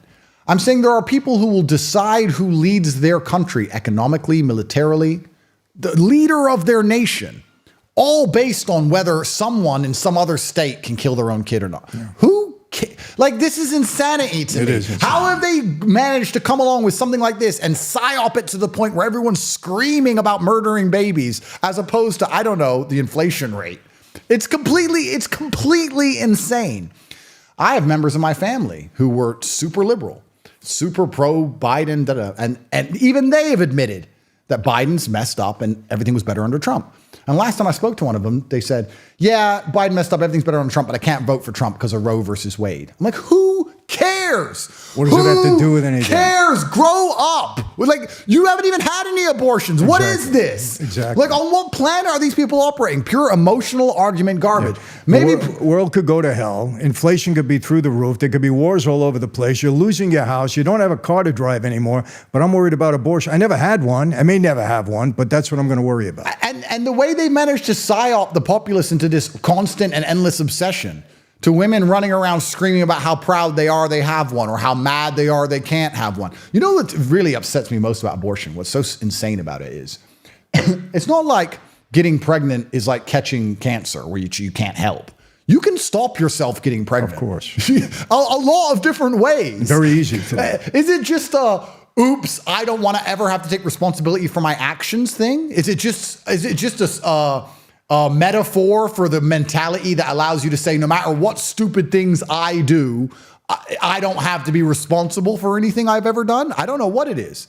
Maybe also people wouldn't be so obsessed with killing their own kids if they could afford to have them. Maybe if you fix the inflation rate and you fix the fact that people can't buy homes and you fix the country, people might be more interested in keeping their own children. I don't know, maybe. Plus, the big lie is that it's a women's health issue. Why is it a women's health issue? I've had 7 kids. Yeah. The health of the mother was never an issue. Yeah. They say it's women's health. It has nothing to do. Now, if there is a case when, and this is rare, when it's the mother's life or the child's life, okay. But normal, rational people will deal with that in a rational way. Yep. Okay, if that were the case, I want my wife to live. Of course. We understand that. But every abortion issue is not a women's health issue, but that's what they keep. That's the center point. Women's health. It has nothing to do with women's health. Of course. It has to do with I want the kid or I don't want the kid, period. And that's the final point of the demonic mindset, right? We talked earlier about selfishness. They're convincing young women to be so selfish, so self-obsessed, They're proud of murdering their own children that they created, that they could have prevented even beginning to grow, and then putting on a t-shirt, look what I did, I'm a good person. Yeah. Like the absolute end state of the slave mind, the absolute end state of demonic. When I see this insanity, only in America, in any other country in the world that abortion's legal in, it's never celebrated. No matter how fallen some of these other countries are, even America, even maybe UK, I'm not sure. But if you were to go to Italy, France, or any of these other Western nations, if a woman has an abortion, it's a very unfortunate, unhappy event, and that's it. There's none of this celebration of it. There's none of this happy, look what I did. It's crazy how far the psyop has gotten in. This is another thing that might get me in a little bit of trouble, but this is where I think men have failed society so much, because evolutionarily, I don't know if you've ever read the book War Brides, but it was about French women who ended up marrying German soldiers. And it was saying that the Germans kicked the French, they beat them. Mm-hmm. And across 3 or 4 years, the French women, even though the Germans had killed their husbands, the Germans had money, they had provision, they were the power structure, they were respected, they were feared, they had wages. The French men didn't have anything if they were alive. And all the French women ended up going with the German men. And it's talking about how the power of these men were attractive. And no matter how much they were resentful for the fact they killed their husband, over time, women are more likely to just adhere to power structures because they can't defend themselves. So their self-preservation strategy is to adhere to a power structure. Their self-preservation strategy is, well, I can't fight. I mean, obviously exceptions don't disprove the rules. There were women who were part of the French resistance, of course. But in general, like, well, I can't fight. These guys are here. They have the guns. They won the war. They killed my husband. They're strong. Okay. Mm-hmm. And that's how they kind of bend towards thing. And it talked about going all the way back to tribalism. When tribes would go and kill another tribe, they'd kill all the men who can fight, and they'd take the women. Mm-hmm. And the women can either bend to the rules of the new tribe or get killed. So it's like, well, bend to the rules of the tribe. So anyway, when you read this book, what he kind of concludes, he says at the end, is that women are going to adhere, whether they like it or not, in general, to the power structure they see as most fearsome and have the most respect for.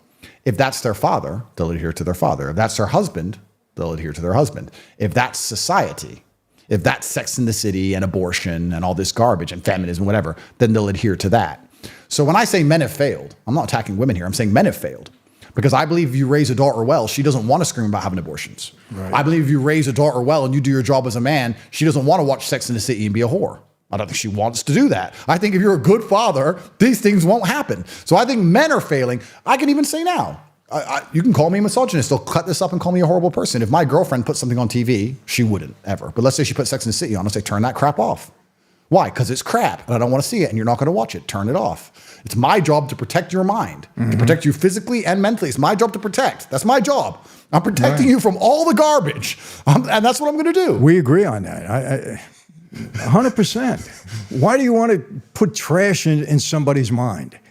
Just because somebody produces something, that doesn't mean we have to accept it or say it's great. Yeah, bring it into my house. I love it. But see, you say that and people, you're a male chauvinist. You're trying to control your woman's mind. No, I'm not. Trying to get trash out of her head the same way she might say that to me. Why are you watching that? Yep. Turn it off. Absolutely. We care about each other. If you love anything, they call you hateful. So when you see this abortion stuff and you see all this insane feminism, you see all this LGBT crap, this is the failure of men. You're a man. Stand up and prevent anyone you care about being poisoned by this. Mm-hmm. Do whatever it takes. And there has to become a point where you don't lazy about it. I watched that guy try to reprogram his daughters in his car on YouTube. Okay, he did a good job trying to reprogram them. Why are they going to that school? Yeah. Why don't they move school? Oh, well, it's hard for them to move school. It's a long drive. Then drive them. then do what it takes.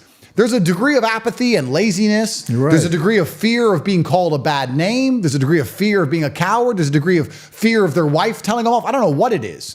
But they're allowing these huge power structures, these dominant forces, which you see all over the internet, all in the educational system, all in the media, all over Netflix, to get control of the women they care about and send them insane. And they're sitting there and watching it happen. Most men aren't raising their kids. The school and internet is raising their kids. YouTube raises your children. The iPad raises your children. What's on the internet? Well, a lot of stuff, good and bad. Yeah. You can't police all of it, right? You're busy, like you said, working your ass off for $1 trying to pay the bills. It's getting harder and harder. But I still think this is the failure of men. I'd really like to talk to one of these women if I ever get free from this and I ever do go to America. I can't wait to go to a feminist rally. And I'll just ask them the question. I'll say, why are you so happy to murder children? Yeah. Well, do you know who your father is? Like, let's just talk. Yeah. I hate to say, but I don't want to go there. I'll get in trouble if I say what I was going to say. But I want to get back to one thing because this is important to me, and we're establishing a relationship now. I want to go back to religion for a minute. Sure. Just for a minute. Sure. And I know you have your brother, and Yeah. I'm sure you've had very in-depth discussions about it. Yeah. But when I came to Christ, Yeah. for me, everything is about evidence. Yep. Everything, Andrew. I don't take things everything is about evidence. You got to prove it to me. Yep. And when I did my search, without getting to all this now, I really found out that the Bible is so supported by evidence. Yeah. It's a fact. Jesus rose from the dead. It's a fact. And what separates everything else from me is if I want to enjoy eternity and be in heaven, then I have to accept Christ. Yep. And that's all I want to say. That's the bottom line. So when you study Islam and you Yep. get there in 2 years, just remember, it could be a great religion. I have a lot of Islamic friends. I have so many people online trying to convert me to Islam. I bet you do, yeah. And you know what? They're so nice about it. Yeah. I mean, just really, we've had in-depth discussions, and I tell them the same thing. I respect, so many of you I respect, so many I met in prison, they carry themselves best in prison. They really would. Them and Christians too, but Yeah. they carry themselves well all the time. I said, but there's a separator for me. Either I believe in Jesus or I don't. Yeah. Either I get into heaven or I don't. That's it. I understand. And for me, I'm convinced. And I tell people, listen, I'm by far not the best Christian out there. I still have, old thoughts in mind, and sometimes I act on them, sometimes I don't. But my faith is rock solid. Yeah. And it's rock solid, built on evidence. I want to leave you with that. Okay? And that's a perfect way to end because, like I said, Bailey, who I live with, is a devout Christian. My brother as well. They're trying to say the same things, and I'm open to learning. I don't want to be a closed-minded. I will come to my conclusions, and God will lead me where He leads me, and I'm open to it, and I love to hear it, and I have absolute respect for Christianity. I really do. Thank you, friend. Thank you, sir. Thank you. All right, so there you have it. Like I said, Andrew is never in a loss for words, and I hope you really listen to what he has to say. I mean, he makes so much sense about so many things. When you talk about manhood, what is Andrew doing? He's teaching men how to be men. And how often have I said this? There's a thought process out there now, especially in America, that if you're teaching men to be men, that it's demeaning to women. And it's just the opposite. If you're teaching men how to be men, you're teaching them how to be providers. You're teaching them how to be protectors. You're teaching them how to be husbands. You're teaching them how to raise their children the right way. You're actually benefiting women. You're not demeaning women in any way, and Andrew doesn't do that. Listen to what he had to say, okay, without forming opinions or listening to somebody else or those people out there that feel threatened when men are men. That's not the right way to exist in this world. We need men to be men. We need women to be women. They're equal in many ways. They just have different roles. That's just the way it is. And Andrew has said nothing wrong in this conversation. As a matter of fact, I agree with everything that he said. We talk about a lot of different things. We talk about government. He's been through the system. So have I. Is it always bad? No. But if you get on the wrong side of people, it's happening in America. It's happening here in Romania at times. You get on the wrong side of people, your ideology is different. You speak up, you become important. People start to listen to you. Your voice matters. What happens? You become a target. I tried to tell people in America, I'm warning you all, listen to me. I'm not a prophet. I just see things happening. I've been through it. I understand. When the people in power start to weaponize the Department of Justice, law enforcement, federal agencies to go after their political enemies, we are in a very dangerous place. Donald Trump, I don't care if you hate the man. It's not about Donald Trump. It's about what they're doing to somebody who they're in fear of. That's the bottom line. They're in fear of this guy. They don't want him to be president. They can't beat him the right way. They feel they can't, so what do? Okay, 4 cases, unheard of. This is unprecedented in the history of our country, but it's not about Trump at this point. It's about weaponizing agencies in the government to go after people that disagree with you or that you fear. That's number one. Number two, the media. Communist countries control the media. That's propaganda. That's how they tell you to believe or think what they want you to think or what they want you to believe. It's dangerous. We have that happening here in America. Andrew points this out. It's true. And I relate to that. I understand it. Is everybody bad? Of course not. We're not saying that. Okay, but when you have the party in power that's controlling you to this point, we are in trouble. And that's why I say, as a nation, we still have power. Vote the right people in office, vote the wrong people out of office. And this whole conversation, I think, leads to that. Men being men, people doing the right thing in life, standing up for themselves. There's nothing wrong with any of this, people. It's the right way to be taught. And forget all this misogynist. You're not a misogynist if you're trying to do the right thing and be strong in your life. That's not misogyny. You know, they throw that word around now like it's candy. All right, I hope you really listen to this conversation. And if you didn't catch it, go back and listen to it again. It'll be in 2 or 3 parts. All right, listen to it again. It's important. That's it for today, my friends. How do I always leave you? Same way. Be safe.